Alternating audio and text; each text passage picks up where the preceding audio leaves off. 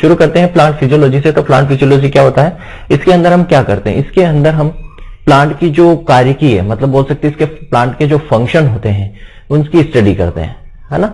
मतलब हम कह सकते हैं it is the study of vital and functional activities. Plant physiology मतलब क्या हो गया, इससे हम कह सकते हैं स्टडी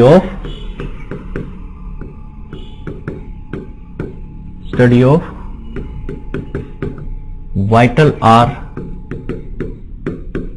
फंक्शनल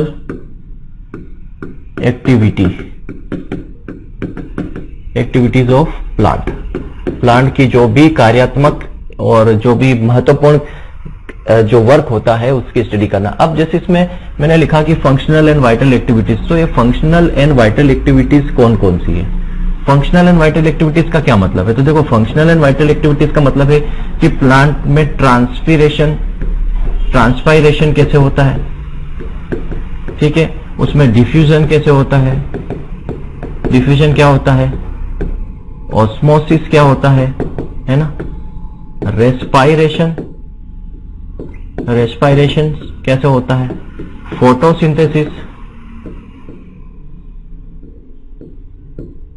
फोटोसिंथेसिस कैसे होता है, वाटर का एब्जॉर्प्शन कैसे होता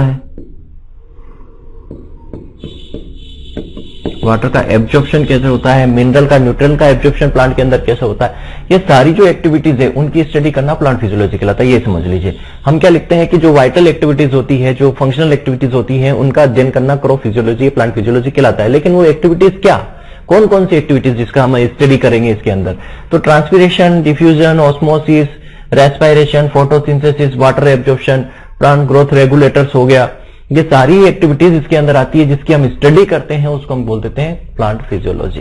क्लियर है। तो वन बाय वन सबको यहां पे डिस्कस करेंगे। तो सबसे पहला आज हम डिस्कस करेंगे वो है डिफ्यूजन।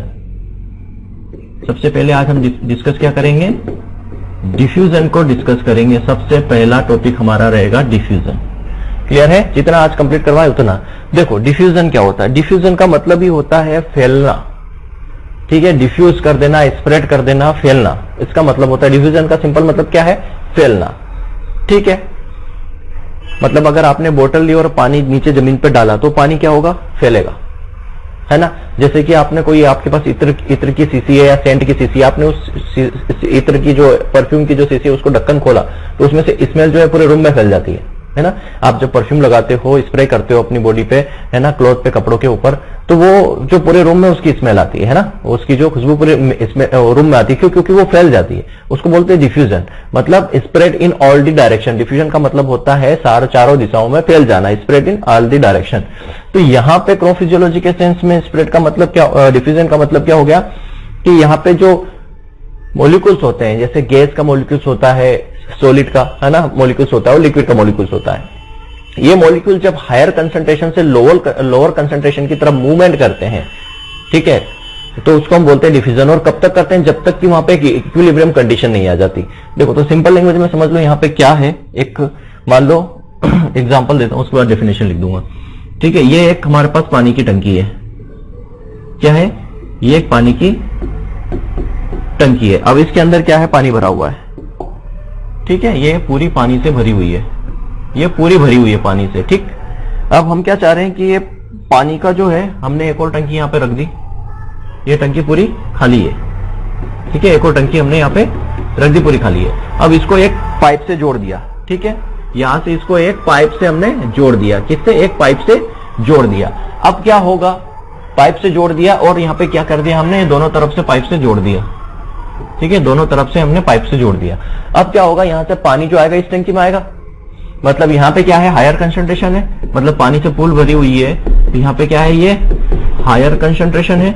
और यहां पे बिल्कुल पानी नहीं है, तो ये क्या है, लो कंसंट्रेशन है। अब जो पानी का मूवमेंट होगा यहां से यहां, ये कैसे होगा, पानी का जो मूवमेंट होगा ये यहां से इस तरफ आएगा, इस तरफ आएगा पानी है। और कब तक आएगा, जब तक कि दोनों में बराबर, मतलब क्या कंडीशन बन जाएगी, यहां पे दोनों में इक्विलिब्रियम पॉइंट आ जाएगा। देखो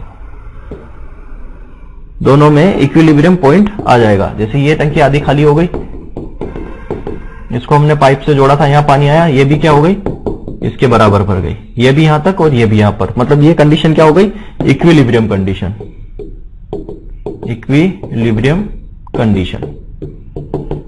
ठीक है, तो अब चीजों को समझना दोनों डायग्राम से कि दो टंकी ली थी, एक खाली थी एक भरी हुई थी, उस टंकी को हमने एक पाइप से जोड़ दिया और वाल्व खोल दिया, तो ये पानी जो है इस टंकी में आना शुरू हुआ। कब तक आएगा? जब तक कि दोनों तरफ बराबर पानी नहीं हो जाता। ठीक है, इसको बोलते हैं डिफ्यूजन। मतलब यहां पे हमने लिक्विड लिया, तो चाहे लिक्विड हो या गैस हो या ठोस हो, कोई भी हो, कोई भी सब्सटेंस हो, है ना, लिक्विड, गैस या ठोस, तो उसको हायर कंसंट्रेशन से लोअर कंसंट्रेशन में वो मूवमेंट करेगा। कब तक? इक्विलिब्रियम पॉइंट तक, जब तक वो दोनों आपस में बराबर नहीं हो जाते। क्लियर है? समझ में आया होगा आई थिंक। डिफ्यूजन क्या हो गया कि हायर कंसंट्रेशन से लोअर कंसंट्रेशन में आएगा। कब तक आएगा? जब तक कि वो इक्विलिब्रियम पॉइंट तक नहीं पहुंचाता। तो यहां पे हम बोल सकते हैं, यहां पे हम क्या बोल सकते हैं? यहां पे हम कह सकते हैं movement of molecules, movement of molecules higher concentration to lower concentration, higher concentration to lower concentration is called diffusion, diffusion. उसको हम क्या बोलेंगे? डिफ्यूजन। लेकिन यहां पे कंडीशंस क्या है? देखो, ये तो पहला पॉइंट हो गया कि हायर कंसंट्रेशन से लोअर कंसंट्रेशन में जा रहा है, हायर कंसंट्रेशन से लोअर कंसंट्रेशन में जा रहा है, डिफ्यूजन। दूसरा पॉइंट अगर मैं यहां बोल दूं कि यहां पे हायर कंसंट्रेशन से लोअर कंसंट्रेशन में तो मूवमेंट कर रहा है, लेकिन मूवमेंट तीनों में हो सकता है। एनी सब्सटेंस, एनी सब्सटेंस, मतलब गैस में भी, लिक्विड में भी एंड सॉलिड में भी, तीनों में करेगा। ठीक। फोर्थ पॉइंट क्या हो सकता है? अप टू इक्विलिब्रियम पॉइंट तक करेगा, up to equilibrium point, up to equilibrium point तक ये मूवमेंट होगा। क्लियर है? एग्जाम्पल की बात करें तो एग्जाम्पल क्या है आपके सामने? तो एग्जाम्पल वही है, अगर ये होता है सेंट स्प्रेड इन रूम के अंदर अगर हम कोई बोतल, सेंट की बोतल है या इत्र की बोतल, उसको खोल दें, तो इत्र के वो सेंट की बोतल है, उसके अंदर क्या हायर कंसंट्रेशन है। जैसे उसका ढक्कन हमने खोला, वो पूरे रूम में चारों दिशाओं में फैल गया। कब तक फैलेगा? जब तक पूरे रूम में नहीं फैल जाता। मतलब इक्विलिब्रियम पॉइंट आ जाएगा, दोनों बराबर हो जाएगा कि अंदर जो कंसंट्रेशन है, बाहर जो कंसंट्रेशन है, दोनों बराबर नहीं हो जाता। तो समझ में आया कि डिफ्यूजन क्या है? डिफ्यूजन का मतलब है कि हायर कंसंट्रेशन लोअर कंसंट्रेशन से मॉलिक्यूल का मूवमेंट करना। मॉलिक्यूल सॉलिड हो सकता है, लिक्विड हो सकता है, गैस हो सकता है, और कब तक मूवमेंट करेगा? जब तक वो इक्विलिब्रियम पॉइंट पर नहीं पहुंच जाती। अब यहां पे एक चीज और समझ लीजिए कि डिफ्यूजन की जो रेट है, रेट ऑफ डिफ्यूजन, मैं यहां पे लिख देता हूं कि जो रेट ऑफ डिफ्यूजन है, रेट ऑफ डिफ्यूजन सबसे ज्यादा किसमें होगा?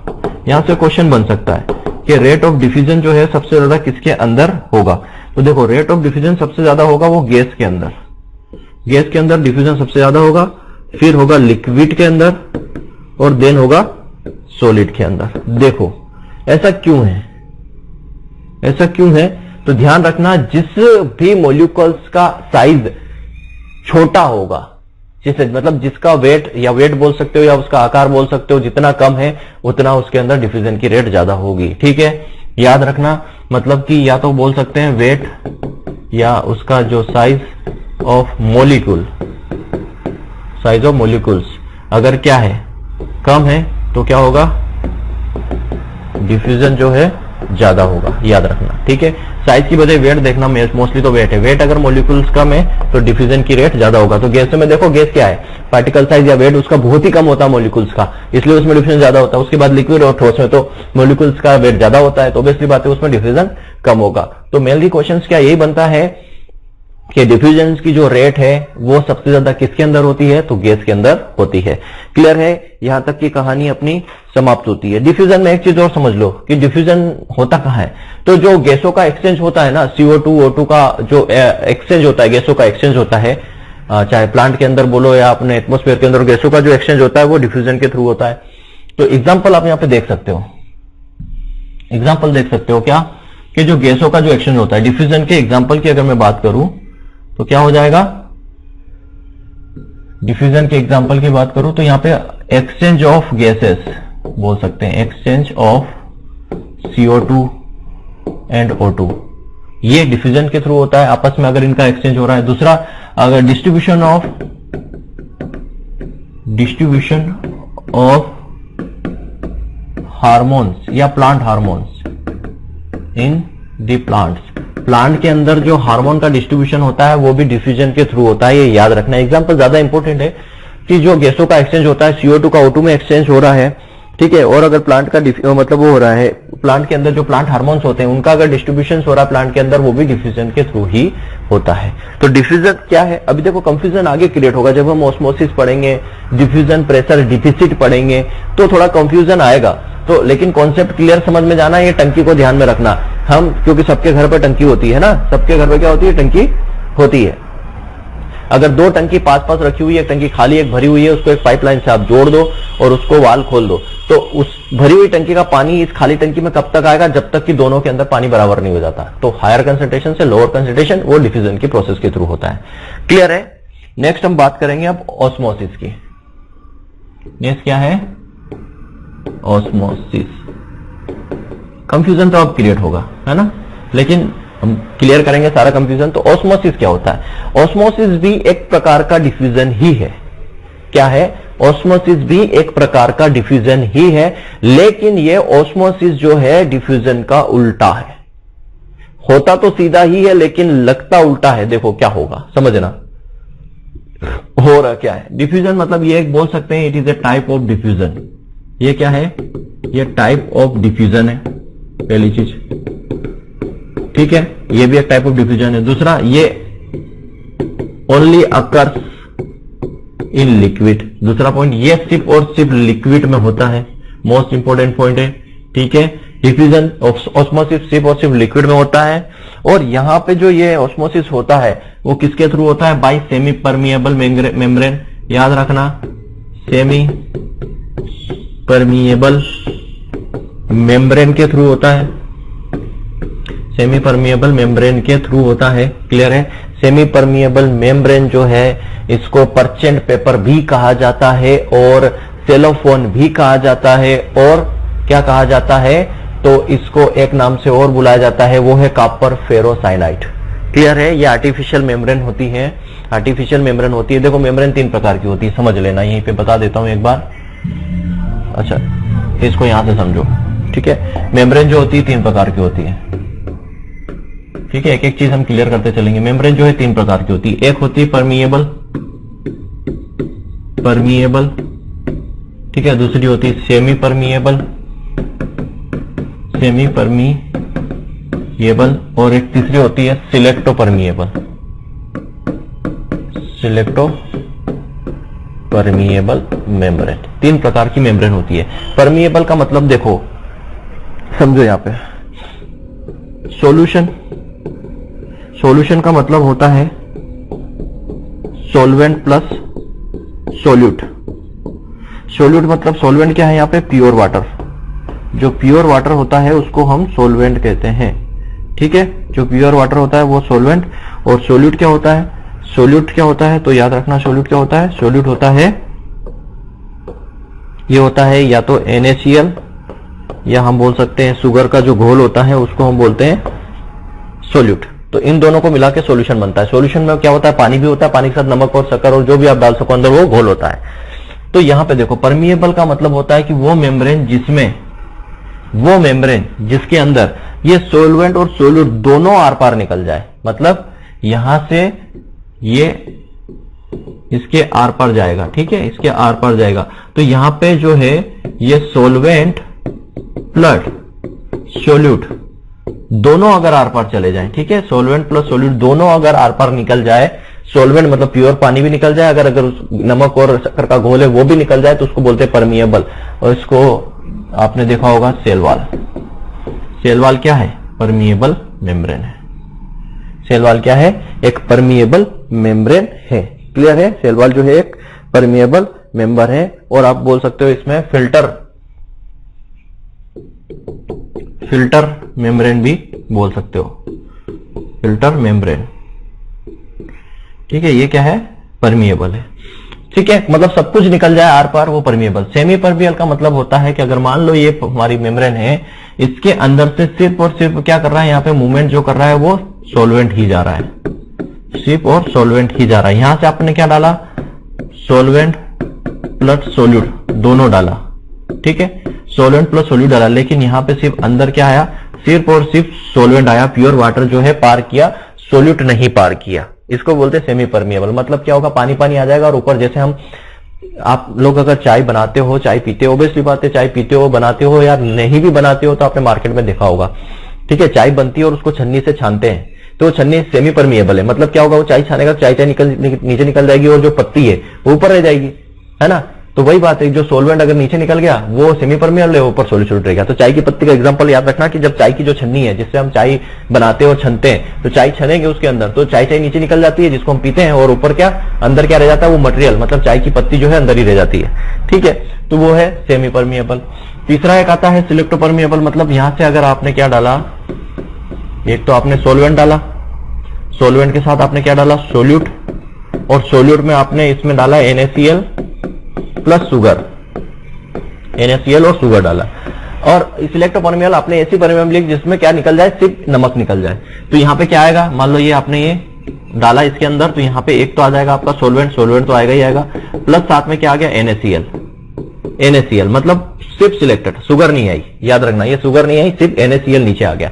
तो सिलेक्टिव मटेरियल अगर आ रहा है, जैसे हम चाह रहे हैं कि नमक आ जाए, तो हमें सिर्फ सिलेक्टो परमिएबल मेम्ब्रेन लेंगे कि जिसमें नमक का घोल भी छन के आ जाए, शुगर का घोल या और किसी का घोल साथ में ना आए, तो इसको बोलते हैं सिलेक्टो परमिएबल, ठीक है। सिलेक्टो सेमी परमिएबल मेम्ब्रेन को याद रखना, ये आर्टिफिशियल मेम्ब्रेन होती है ना, बनाई जाती है, आर्टिफिशियल मेम्ब्रेन है। जैसे सेलोफोन, क्या आ जाएगा, सेलोफोन हो गया कॉपर फेरोसाइनाइट, कॉपर फेरोसाइनाइट हो गया, सेलोफोन हो गया ये, और पर्चमेंट पेपर, ये जो है क्या है, सेमी परमिएबल मेम्ब्रेन है। तो यहां पे हम वापस आते हैं अपनी जगह पे। तो मैंने क्या बोला, ऑस्मोसिस क्या होता है, टाइप ऑफ डिफ्यूजन होता है, सिर्फ लिक्विड में होता है, और इस सिलेक्टिव परमिएबल मेम्ब्रेन के थ्रू होता है। देखो डेफिनेशन में जाए तो क्या हो जाएगा, solution of lower concentration to higher concentration, solution of lower concentration to the higher concentration. मतलब बोल सकते हैं मूवमेंट ऑफ सॉल्यूशन, यहां पे लिख लेना आगे, और बोल सकते हैं movement of solution of lower concentration to higher concentration is called osmosis. लेकिन ये कैसे होगा, सेमी परमिएबल मेम्ब्रेन के थ्रू होगा।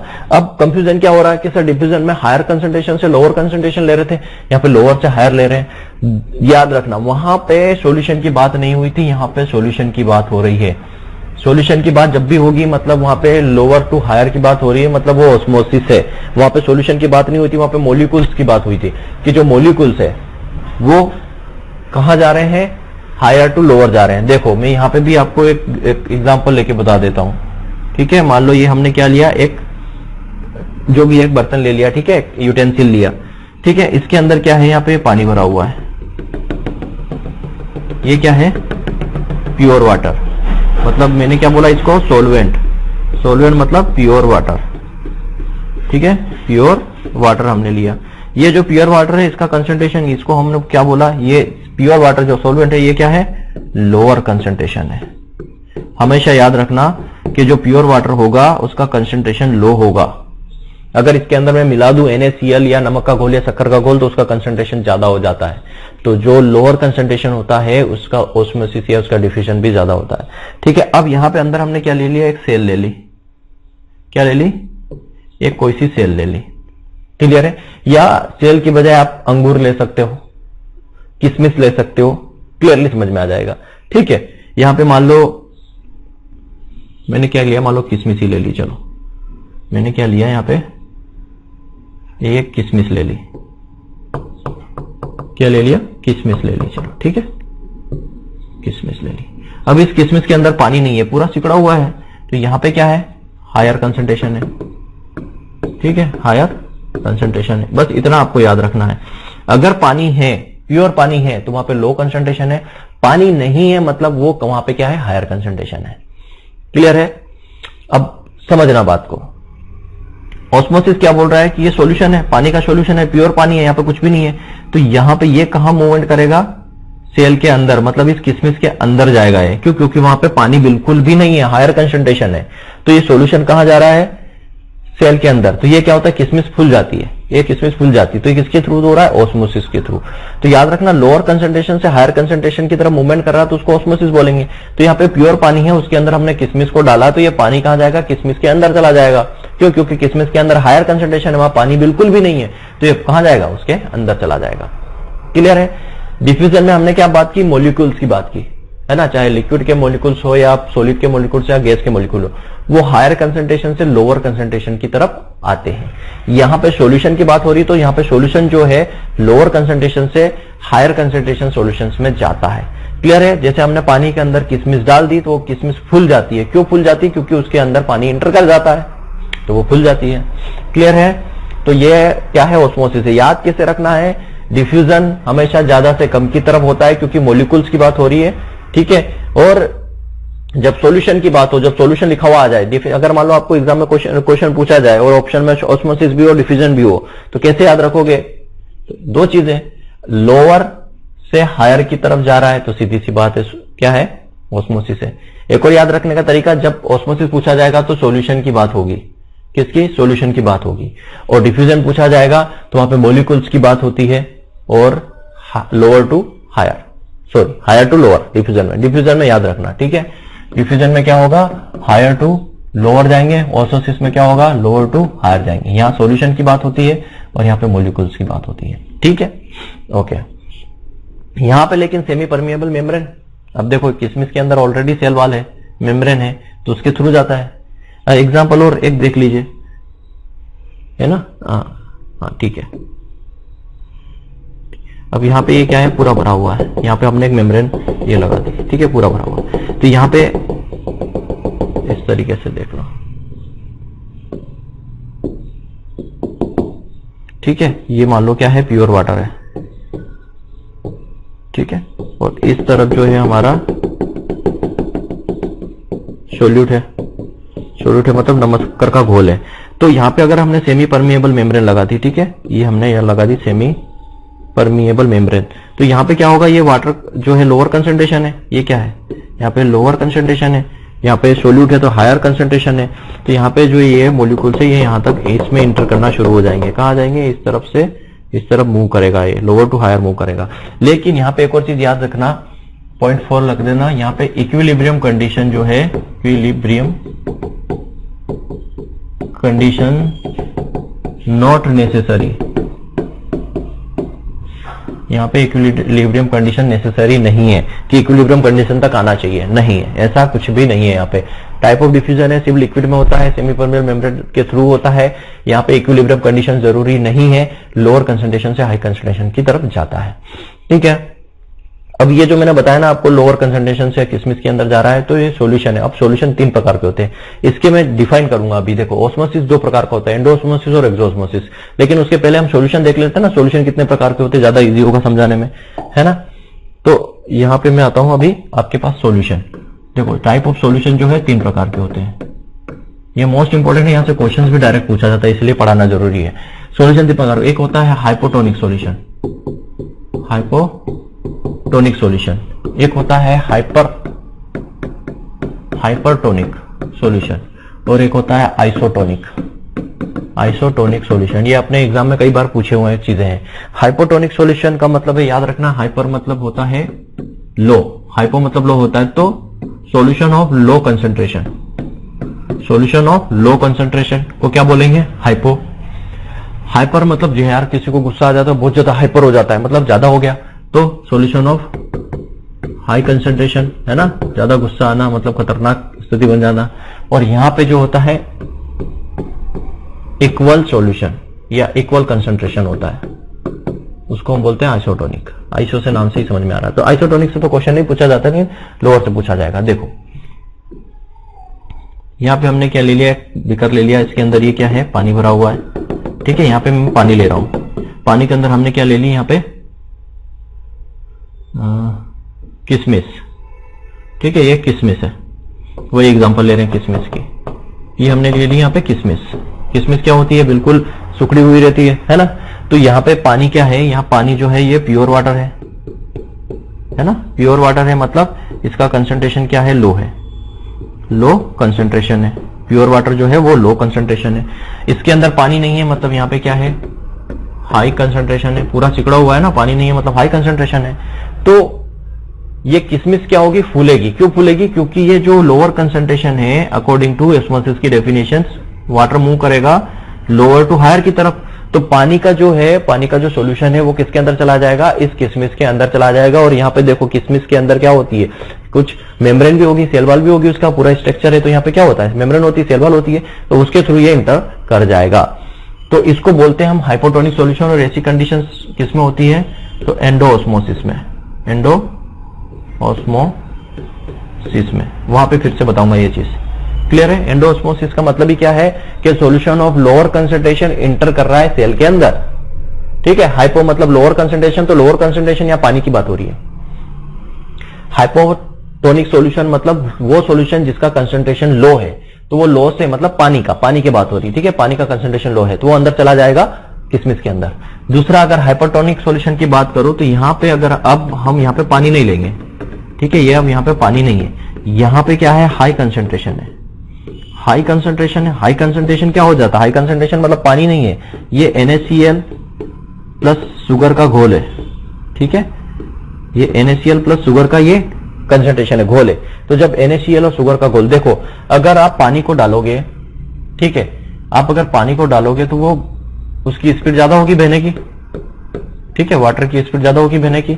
और एक आप शक्कर के घोल को अगर जमीन पर डालते हो तो वो स्लो बहेगा, स्पीड कम होती है, ठीक है। मतलब पानी का उसमें डिफ्यूजन या ज्यादा होता है ऑस्मोसिस, और शुगर के अंदर ऑस्मोसिस का घोल होता है उसमें कम होता है, मतलब इसके अंदर क्या है, कंसंट्रेशन ज्यादा है, तो इसलिए बोला जाता है नमक और शुगर का घोल होता है वो हायर कंसंट्रेशन होता है। अब यहां पे देखो क्या हो रहा है, यहां पे क्या हो रहा है, यहां पे हमने ले लिया पूरा अंगूर, यहां पे हमने क्या ले लिया, ग्रेप्स, ये क्या लिया हमने, ग्रेप्स लिया। अब ग्रेप्स क्या है, फुला हुआ है, यहां पे कंसंट्रेशन क्या है, लो है, लो कंसंट्रेशन है।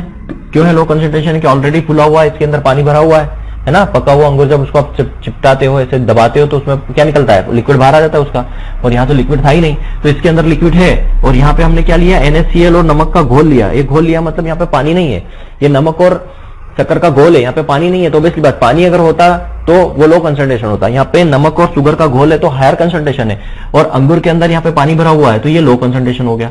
तो हाइपरटोनिक का मतलब होता है सॉल्यूशन ऑफ हायर कंसंट्रेशन, मतलब जब हम नमक और शक्कर का घोल लेते हैं तो ये हायर कंसंट्रेशन होता है। अगर उसके अंदर ये क्या है, हायर कंसंट्रेशन का सॉल्यूशन है, उसके अंदर अगर हमने अंगूर को डाला तो अंगूर क्या होगा, लो कंसंट्रेशन होगा, उसमें से जो है पानी बाहर आ जाएगा, उसमें से पानी बाहर आ जाएगा, उसको बोलते हैं हाइपरटोनिक सॉल्यूशन, ठीक है। और यहां पे क्या होता है, इक्विलिब्रियम कंडीशन है, इक्विलिब्रियम कंडीशन है, ना बाहर जाएगा ना अंदर जाएगा ना बाहर आएगा, इक्विलिब्रियम कंडीशन आइसोटोनिक में। तो आई थिंक समझ में आएगा कि हाइपोटोनिक सॉल्यूशन क्या होता है, हाइपरटोनिक सॉल्यूशन क्या होता है और क्या होता है। तो जैसे अब यहाँ पे पानी बाहर आ जाएगा तो ये चिपक जाएगा, ये क्या बन जाएगी, किशमिश बन जाएगी, और यहाँ पे ये फूल जाएगा तो ये वापस अंगूर बन जाएगा, है ना। तो अब यहाँ पे हमने बात की ऑस्मोसिस की, कि ऑस्मोसिस जो है स्पेशल टाइप का डिफ्यूजन है, वो लिक्विड में ही होता है और परमियल सेमी परमियल मेम्ब्रेन से होता है, इक्विलिब्रियम कंडीशन जरूरी नहीं है और लोअर से हायर की तरफ जाएगा। अब ये दो प्रकार का होता है, देखो ये दो प्रकार का होता है, दो प्रकार का। ये मैंने बोला ना solution of hypotonic solution lower concentration, ये होता है एंडोऑस्मोसिस।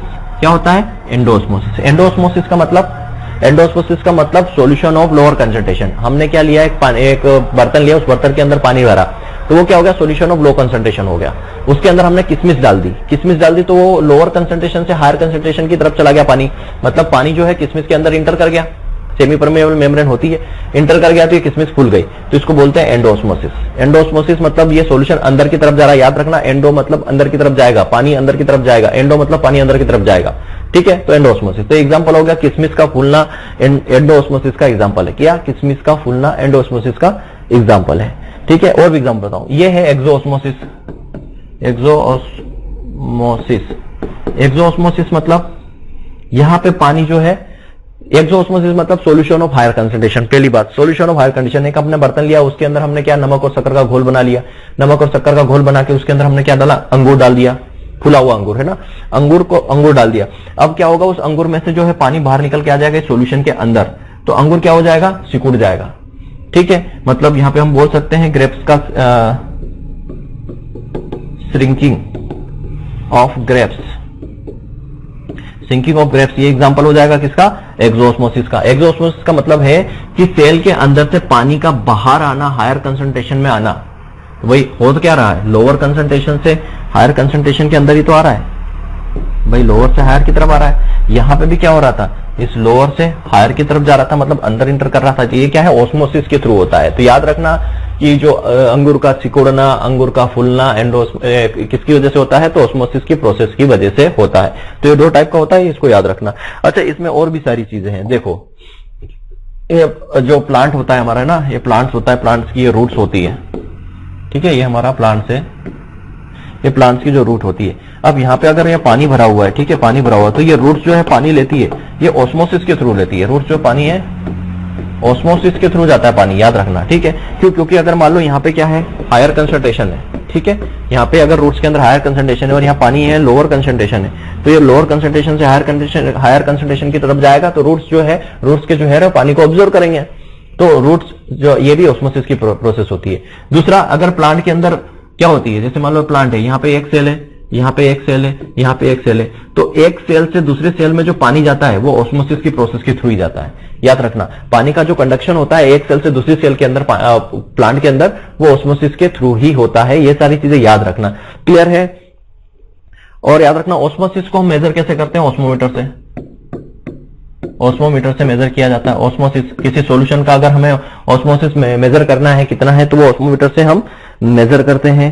क्लियर है। Opening and closing of stomata depend on the pressure of osmosis. तो जो ओपनिंग और क्लोजिंग होती है स्टोमेटा की, वो भी किसके थ्रू होती है, ऑस्मोसिस के थ्रू होती है। याद रखना, ये प्लांट के अंदर जो स्टोमेटा होता है उनकी ओपनिंग और क्लोजिंग भी किसके ऊपर डिपेंड करेगी, तो वो डिपेंड करेगी प्रोसेस ऑफ ऑस्मोसिस के ऊपर। तो ये ऑस्मोसिस की पूरी कहानी हमने देखी, इसको अच्छे से देख लेना, ये मोस्ट इंपॉर्टेंट है। यहीं से एग्जांपल पूछ लिया जाएगा कि भाई रूट हेयर के थ्रू पानी जो इंटर करता है लोअर कंसंट्रेशन हायर कंसंट्रेशन, तो प्रोसेस कौन सी होगी, तो ऑस्मोसिस की प्रोसेस होगी। क्लियर है। चलो, ये डिफ्यूजन और ऑस्मोसिस हमने यहां पे समझा। डिफ्यूजन और ऑस्मोसिस समझने के बाद हम थोड़ी सी यहां पे बात करेंगे डिफ्यूजन प्रेशर डिफिसिट की। क्लियर है। डिफ्यूजन प्रेशर डिफिसिट की अब हम आगे बात करेंगे। ओके, डिफ्यूजन प्रेशर डिफिसिट की, या एक हाँ ठीक है, एक और होता है प्लाज्मोलाइसिस। देख लो पहले,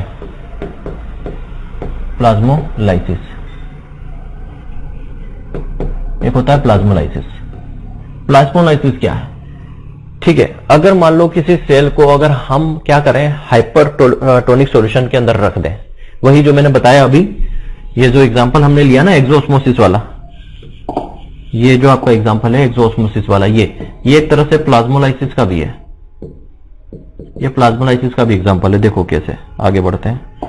प्लाज्मोलाइसिस का मतलब होता है कि सॉल्यूशन ऑफ हायर कंसंट्रेशन, मतलब किसी सेल को हाइपरटोनिक सॉल्यूशन के अंदर रख देते हैं तो क्या होता है, उसका जो प्रोटोप्लाज्म होता है उस सेल का, वो डिटेच हो जाता है और सिकुड़ने लगता है, उसको बोलते हैं प्लाज्मोलाइसिस। देखो क्या होता है, पहले डेफिनेशन देख लो कि अगर किसी सेल को हम क्या रख रहे हैं, हाइपरटोनिक सॉल्यूशन के अंदर रख रहे हैं, ठीक है, लिख दो when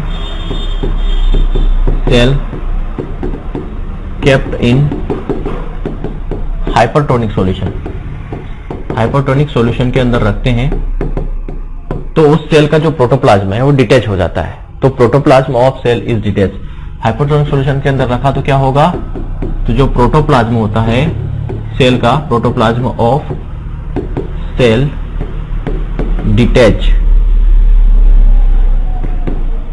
detach from cell wall, cell wall से क्या हो जाता है, डिटेच हो जाता है एंड स्टार्ट श्रिंकिंग, और श्रिंकिंग शुरू हो जाती है, इसको बोलते हैं प्लाज्मोलाइसिस। देखो मान लो क्या हुआ, ये हमारा क्या है, एक हाइपरटोनिक, मतलब क्या हो गया, यहाँ पे ये नमक और शक्कर का घोल है, ये हायर कंसंट्रेशन है, ये हायर कंसंट्रेशन है। हाइपोटोनिक सॉल्यूशन का मतलब क्या हो गया, यहाँ बोला हाइपरटोनिक। हाइपरटोनिक का मतलब हायर कंसंट्रेशन। हायर कंसंट्रेशन के अंदर अगर हमने रखा तो ये क्या है, यहाँ पे हायर कंसंट्रेशन किसका होगा, NaCl नमक, और क्या होगा, शुगर का, शक्कर का क्या होगा, घोल होगा। यहाँ पे अगर हमने किसी सेल को रखा, ठीक है, ये हमने अगर एक सेल को रखा तो क्या होगा, यहाँ पे इस सेल के अंदर यहाँ पे लोअर कंसंट्रेशन है, लो कंसंट्रेशन है, लो कंसंट्रेशन होगा तो यहाँ पे क्या होगा, यहाँ से ये पानी मूवमेंट करेगा बाहर की तरफ। क्या करेगा, पानी मूवमेंट करेगा बाहर की तरफ। पानी मूवमेंट बाहर की तरफ करेगा तो यहाँ पे क्या होगी, एक्सोऑस्मोसिस प्रोसेस होगी। एक्सोऑस्मोसिस प्रोसेस होगी। एक्सोऑस्मोसिस प्रोसेस होगी क्यों, क्योंकि लोअर कंसंट्रेशन से हायर कंसंट्रेशन हो रहा है, लोअर से हायर की तरफ जाएगा। तो लोअर से क्या होगा, हायर की तरफ जाएगा तो यहां से पानी क्या आएगा, बाहर निकल जाएगा। जब पानी बाहर निकलेगा तो इसका जो यहाँ पे प्रोटोप्लाज्म है ये क्या हो जाता है, डिटेच हो जाता है और दूर हो जाता है। प्रोटोप्लाज्म सेल वॉल से डिटेच हो जाता है। डिटेच होने के बाद वो इस तरीके से श्रिंक होना शुरू हो जाता है, श्रिंकिंग हो जाती है। ठीक है, श्रिंकिंग हो जाती है, इसको बोलते हैं प्लाज्मोलाइसिस। क्लियर है, आई थिंक आपको समझ में आ गया होगा कि प्लाज्मोलाइसिस क्या होती है। तो प्लाज्मोलाइसिस समझ में आ गया। अगर हमने प्लांट की सेल को किस में रखा, हाइपोटोनिक सॉल्यूशंस के अंदर रखा, तो उस प्लांट की सेल का जो प्रोटोप्लाज्म है वो डिटेच हो जाता है, वो श्रिंकिंग होना शुरू हो जाती है। श्रिंकिंग होना शुरू हो जाती है मतलब यहाँ पे जो टर्गर प्रेशर होता है वो नेगेटिव हो जाता है। याद रखना, यहाँ पे जो टर्गर प्रेशर होता है, देखो टर्गर प्रेशर क्या होता है वही बताऊंगा। टर्गर प्रेशर जो है वो क्या हो जाता है, नेगेटिव हो जाता है। याद रखना, टर्गर प्रेशर क्या हो जाता है, नेगेटिव हो जाता है। इसीलिए क्या होता है कि ये सेल वॉल, प्रोटोप्लाज्म जो है सेल वॉल से डिटेच होता है और श्रिंकिंग होना शुरू हो जाती है। तो प्लाज्मोलाइसिस क्या हो गया, अगर हम किसी प्लांट की सेल को हाइपरटोनिक मतलब हायर कंसंट्रेशन वाले सॉल्यूशन में रखते हैं तो वो सिकुड़ना शुरू हो जाती है, सिकुड़ जाती है।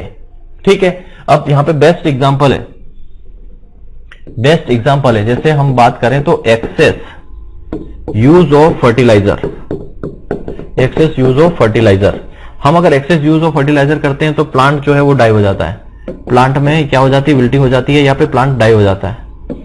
प्लांट जो है एक्सेस यूज ऑफ फर्टिलाइजर जो है प्लाज्मोलाइसिस का एग्जांपल है। देखो एक्सेस यूज ऑफ फर्टिलाइजर का मतलब क्या है वो भी एग्जांपल से समझाता हूं। देखो मान लो ये हमारा क्या है, प्लांट है। ठीक है, ये हमारा प्लांट है, ये प्लांट्स की हमारी क्या हो गई, रूट्स हो गई। हमने यहाँ क्या कर दिया, बहुत ज्यादा फर्टिलाइजर दे दिया, एक्सेस फर्टिलाइजर दे दिया। एक्सेस फर्टिलाइजर मतलब बहुत ज्यादा फर्टिलाइजर दे दिया। ज्यादा फर्टिलाइजर दे दिया तो क्या होगा, यहाँ पे रूट्स प्लांट्स के अंदर क्या हो गया, कंसंट्रेशन लो हो गया। अब यहाँ पे ज्यादा फर्टिलाइजर है तो यहाँ पे क्या हो गया, हायर कंसंट्रेशन हो गया। सीधी सी बात है, यहाँ कंसंट्रेशन ज्यादा फर्टिलाइजर, एक्सेस फर्टिलाइजर है तो यहाँ पे कंसंट्रेशन ज्यादा हो गया और प्लांट के अंदर कंसंट्रेशन लो है। तो ये क्या होगा, प्लांट के अंदर से पानी, प्लांट के अंदर जो पानी है वो बाहर आ जाएगा यहाँ इसकी तरफ, इस फर्टिलाइजर की तरफ। तो यहां से पानी निकल के कहां जाएगा, बाहर की तरफ आएगा। तो प्लांट को क्या हो जाएगी, पानी की कमी हो जाएगी। तो इसकी सेल जो है वो क्या हो जाएगी, उसका सेल का अंदर का जो प्रोटोप्लाज्म डिक्रीज हो जाएगा, सिकुड़ना शुरू हो जाएगा। मतलब प्लांट जो है वो उसमें विल्टिंग आ जाएगी। समझ में आ रहा है कि हम ज्यादा फर्टिलाइजर दे देते तो क्या नुकसान होता है। ज्यादा फर्टिलाइजर देने से यही नुकसान होता है कि हम ज्यादा फर्टिलाइजर देंगे तो प्लांट और इस फर्टिलाइजर के कंसंट्रेशन क्या होगा, प्लांट का जो कंसंट्रेशन है वो लो हो जाएगा और इस फर्टिलाइजर का कंसंट्रेशन हाई हो जाएगा। तो ऑस्मोसिस क्या बोलता है कि लोअर कंसंट्रेशन से हायर कंसंट्रेशन की तरफ जाएगा। तो ये प्लांट की रूट से जो है पानी निकल के कहां जाएगा, इस फर्टिलाइजर में आ जाएगा। तो प्लांट के अंदर पानी की कमी हो जाएगी। ठीक है, प्लांट के अंदर पानी कमी हो जाती है, प्लांट में विल्टिंग हो जाएगी। तो ये किस प्रोसेस से होता है, प्लाज्मोलाइसिस से होता है। ठीक है, किसकी वजह से होता है, तो प्लाज्मोलाइसिस से होता है। एग्जांपल यही है, एक्सेस फर्टिलाइजर हम यूज करते हैं सोइल के अंदर तो प्लांट जो है वो किल हो जाता है, प्लांट खत्म हो जाता है। क्लियर है। इसी का उल्टा होता है डीप्लाज्मोलाइसिस।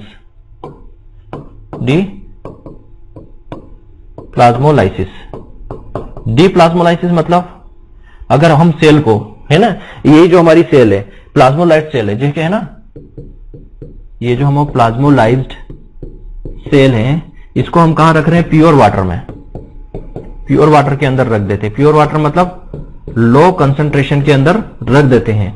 तो ये अब क्या कर देती है, attain their original form, original shape में आ जाती है। इसको बोलते हैं डीप्लाज्मोलाइसिस। डीप्लाज्मोलाइसिस मतलब कि यहाँ पे प्लाज्मोलाइसिस हो गया, सिकुड़ गया।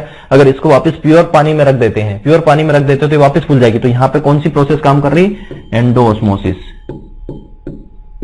एंडोऑस्मोसिस प्रोसेस यहाँ पे काम करती है। याद रखना कौन सी, एंडोऑस्मोसिस प्रोसेस काम करेगी।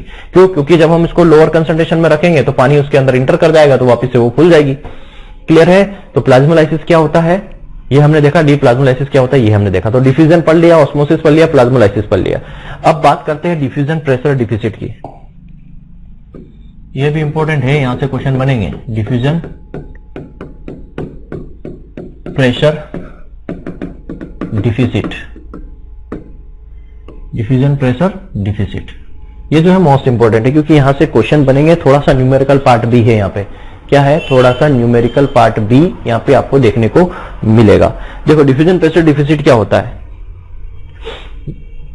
समझना। पहले तो बता दूं कि सबसे ज्यादा जो डिफ्यूजन प्रेशर डिफिसिट होता है या डिफ्यूजन प्रेशर होता है सबसे ज्यादा वाटर का होता है, 1236 डीपी होता है। वाटर का जो डिफ्यूजन प्रेशर होता है वो सबसे ज्यादा लगभग 1236 डिफ्यूजन प्रेशर होता है, लगभग 1236 जो सबसे ज्यादा होता है। देखो एग्जाम्पल समझना, मान लो आपने क्या किया, एक बोतल ली, एग्जाम्पल समझना, आपने क्या लिया, एक बोतल ली पानी की, वाटर लिया, पानी का बोतल, उसको इस फर्श पे डाला, इस फर्श पे डाला, तो इसकी स्पीड क्या होगी, हाई स्पीड होगी, ठीक है, तेजी से बहेगा। और आपने क्या लिया, एक नमक का या शक्कर का घोल लिया, ठीक है, शुगर का सॉल्यूशन लिया, उसको भी फर्श पे डाला, उसको भी क्या किया, फर्श पे डाला, लेकिन उसकी स्पीड कम होगी, लो स्पीड होगी, लो स्पीड होगी, क्लियर। तो अब मान लो ये यहां पे पहुंचा, ये जल्दी पहुंच गया, मतलब यहां पे इसकी ये मान लो क्या है 5 मिनट में पहुंच गया, और इसको कितना लगा, 10 मिनट लगा, ठीक है, ये 5 मिनट में पहुंच गया, इसको 10 मिनट लगे। तो इन दोनों के बीच में जो अंतर निकला, कितना अंतर आया, 5 मिनट का अंतर आया। इस अंतर को बोलते हैं डिफ्यूजन प्रेशर डिफिसिट। डिफिसिट मतलब कमी, डिफ्यूजन प्रेशर डिफिसिट मतलब पानी जो है उसका जो डीपी कितना है, 1236 है, लेकिन जब इसके अंदर पानी के अंदर हमने क्या मिल दिया, शक्कर मिला दी, तो ये मान लो इसका 1000 ही हो गया। भाई शक्कर मिला दी तो क्या हो गया, उसकी स्पीड कम हो गई, सीधी सी बात है, उसका क्या हो गया, जो डिफ्यूजन प्रेशर है वो कम हो गया। डिफ्यूजन प्रेशर में कमी आना, डिफिसिट मतलब क्या है, डिफ्यूजन प्रेशर में कमी आना। तो यहाँ पे क्या हो गया, ये जब शक्कर मिला दी तो इसका डिफ्यूजन प्रेशर कम हो गया, कम हो गया तो ये इसकी स्पीड कम हो गई। तो मतलब कितना कम हुआ, कमी कितने की हुई, तो भाई 236 की कमी हो गई। तो यही बोलते हैं डिफ्यूजन प्रेशर डिफिसिट मतलब कि कमी कितनी हुई, इतनी कमी हो गई। मतलब अब अगर हम बात करें कि शुगर के सॉल्यूशन को और कितनी डिमांड है, कितने पानी की और डिमांड है, भाई कमी हो गई ना। भाई यहाँ पे 1236 थी पानी की, और हमने पानी के अंदर शुगर मिला हुआ घोल लिया, शक्कर मिला हुआ घोल लिया, तो उसकी कम थी, 1000 ही है, डीपी है। तो अब इसमें कितनी कमी हो गई, 1236 कमी होगी। वो कमी कैसे पूरी होगी, जब उसके अंदर हम पानी डालेंगे, पानी डालेंगे तभी कमी पूरी होगी। तो ये इसको हम क्या बोलते हैं, डिमांड ऑफ वाटर भी कहते हैं, डिफ्यूजन प्रेशर डिफिसिट को, याद रखना। इसको और क्या कहा जाता है, एक तो सक्शन प्रेशर भी कहते हैं, इसको सक्शन प्रेशर भी कहा जाता है, दूसरा डिमांड ऑफ वाटर भी कहते हैं। क्या कहते हैं, डिमांड ऑफ वाटर भी कहते हैं, डिमांड ऑफ वाटर भी कहते हैं। डिमांड ऑफ वाटर क्यों कहते हैं, तो वही मैंने अभी क्या बोला कि अगर पानी है तो पानी स्पीड से बहेगा। आप पानी को आप बोतल से फर्श पे डालोगे तो वो तुरंत बहना शुरू कर देगा, लेकिन अगर वहीं आप क्या करोगे, उस पानी के अंदर आपने शक्कर मिला दी, शक्कर का घोल डाल दिया, तो आप उसको डालोगे तो वो पानी की तरह स्पीड से नहीं बहेगा, बहेगा वो भी, लेकिन उसकी स्पीड कम हो जाएगी। तो उन दोनों के बीच में जो अंतर है, ठीक है, उन दोनों के बीच में जो अंतर रहेगा वो अंतर ही कहलाता है डिफ्यूजन प्रेशर डिफिसिट। देखो एक बार और समझो, ठीक है, यहां हमने क्या लिया, वाटर लिया, ठीक है, वाटर का डीपी कितना होता है, 1236 डिफ्यूजन प्रेशर होता है, इसका 1236 प्रेशर होता है, इसका प्रेशर कितना ज्यादा। अब इस पानी के साथ हमने क्या मिला दिया, शक्कर मिला दी, घोल करके भी देख सकते हो प्रैक्टिकली, ठीक है। पानी लेना, उसके अंदर आप शक्कर डाल देना, 1 मुट्ठी 2 मुट्ठी, है ना, ऐसा भर के, फिर उसको फर्श पर उड़काना। अब क्या हुआ, इसका जब शुगर डाल दी तो इसका डिफ्यूजन प्रेशर है वो कम होकर कितना हो गया, 1000 हो गया। क्यों, क्योंकि भाई अब यहां तो प्योर पानी था, प्योर वाटर था, तो स्पीड ज्यादा रहेगी। अब यह पानी के साथ शक्कर मिला दिया, अब उसको डालोगे फर्श में तो वो बहेगा नहीं, गाढ़ा हो जाएगा थोड़ा सा, है ना, शहद की तरह हो जाएगा, गाढ़ा हो जाएगा, तो इसका डिफ्यूजन प्रेशर कम हो गया। अब इनके बीच में जो कमी आई कितनी आई, 236 डीपी की, 236 डीपी की क्या आई, डिफ्यूजन प्रेशर कितना कम हो, 236 की कमी आई, डीपी कमी आई, तो उसी को बोला डिफिसिट। तो डिफ्यूजन प्रेशर डिफिसिट मतलब कि एक तो हो गया, डिफ्यूजन प्रेशर डिफिसिट का मतलब क्या हो गया कि एक तो हो गया सॉल्यूशन और उसका जो प्योर वाटर है, सॉल्यूशन, एक तो सॉल्यूशन मतलब उसके अंदर सॉल्वेंट और सॉल्यूट दोनों होते हैं, और प्योर वाटर, इन दोनों के बीच में जो अंतर होता है उसको बोलते हैं डिफ्यूजन प्रेशर डिफिसिट। मतलब समझ में आया, अगर पानी लिया हमने एक बोतल, उसको डाला तो तुरंत भेजा जाएगा, उसके अंदर पानी के साथ हमने शुगर डाल दिया, तो ये क्या हो गया, देखो ये तो है सॉल्वेंट पूरा, है ना, वाटर को हम क्या बोलते हैं, सॉल्वेंट। अब ये क्या हो गया, सॉल्वेंट प्लस क्या है, सोल्यूट, और सॉल्वेंट प्लस सोल्यूट को हम क्या बोलते हैं, सॉल्यूशन। सॉल्वेंट प्लस सोल्यूट को हम क्या बोलते हैं, सॉल्यूशन। तो ये तो हो गया सॉल्यूशन और ये है सॉल्वेंट। तो इसका डिफ्यूजन प्रेशर 1236 होता है। अगर हमने पानी शुगर मिला दी तो उसका डिफ्यूजन प्रेशर क्या होगा, कम होगा। क्यों कम होगा, भाई सीधी सी बात है, वाटर ज्यादा तेजी से बहता है, अगर हमने उसके शक्कर मिला दी या शहद ले लो आप, तो वो कम तेजी से बहता है, मतलब उसका प्रेशर कम हो गया। तो जितना कम हुआ, जितनी कमी आई, उसी को बोलते हैं डिफ्यूजन प्रेशर डिफिसिट। अब वाटर की डिमांड कैसे है भाई, यहां पे कितनी कमी हो गई, 236 की कमी हो गई। अब 236 की कमी हो गई इसके अंदर पानी की, तो उसको पूरा करना है। तो ये क्या कर रहा है कि भाई मुझे वाटर की रिक्वायरमेंट है, मुझे डिमांड है, मेरे को वाटर चाहिए, तो इसको डिमांड ऑफ वाटर भी कहते हैं और सक्शन प्रेशर भी कहते हैं। क्लियर है? तो मतलब यहां पे डिफ्यूजन प्रेशर डिफिसिट क्या होता है, मैं कह सकता हूं difference between solution and it's pure water. ठीक है, difference between solution and it's pure water. Solution मतलब जिसके अंदर सोल्यूट और सॉल्वेंट दोनों होते हैं, पानी भी होता है और कुछ NaCl नमक का घोल कुछ ना कुछ होता है। सॉल्यूशन का मतलब ही समझना, सोल्वेंट और सोल्यूट दोनों, और प्योर वाटर मतलब प्योर वाटर। तो उनके बीच का जो अंतर होता है उसको डिफ्यूजन प्रेशर डिफिसिट कहते हैं। देखो और समझना, एक डायग्राम बनाता हूं।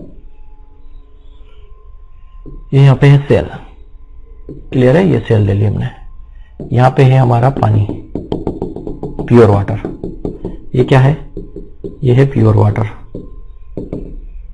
प्योर वाटर मतलब लो कंसंट्रेशन, ठीक है। और ये है क्या, सेल।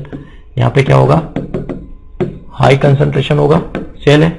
अब देखो होता क्या है, यहां पे क्या लगेगा, अगर यहां से यहां अंदर जाना है भाई, ये ऑस्मोटिक प्रेशर क्या बोलता है, ऑस्मोटिक प्रेशर क्या बोलता है, lower to high.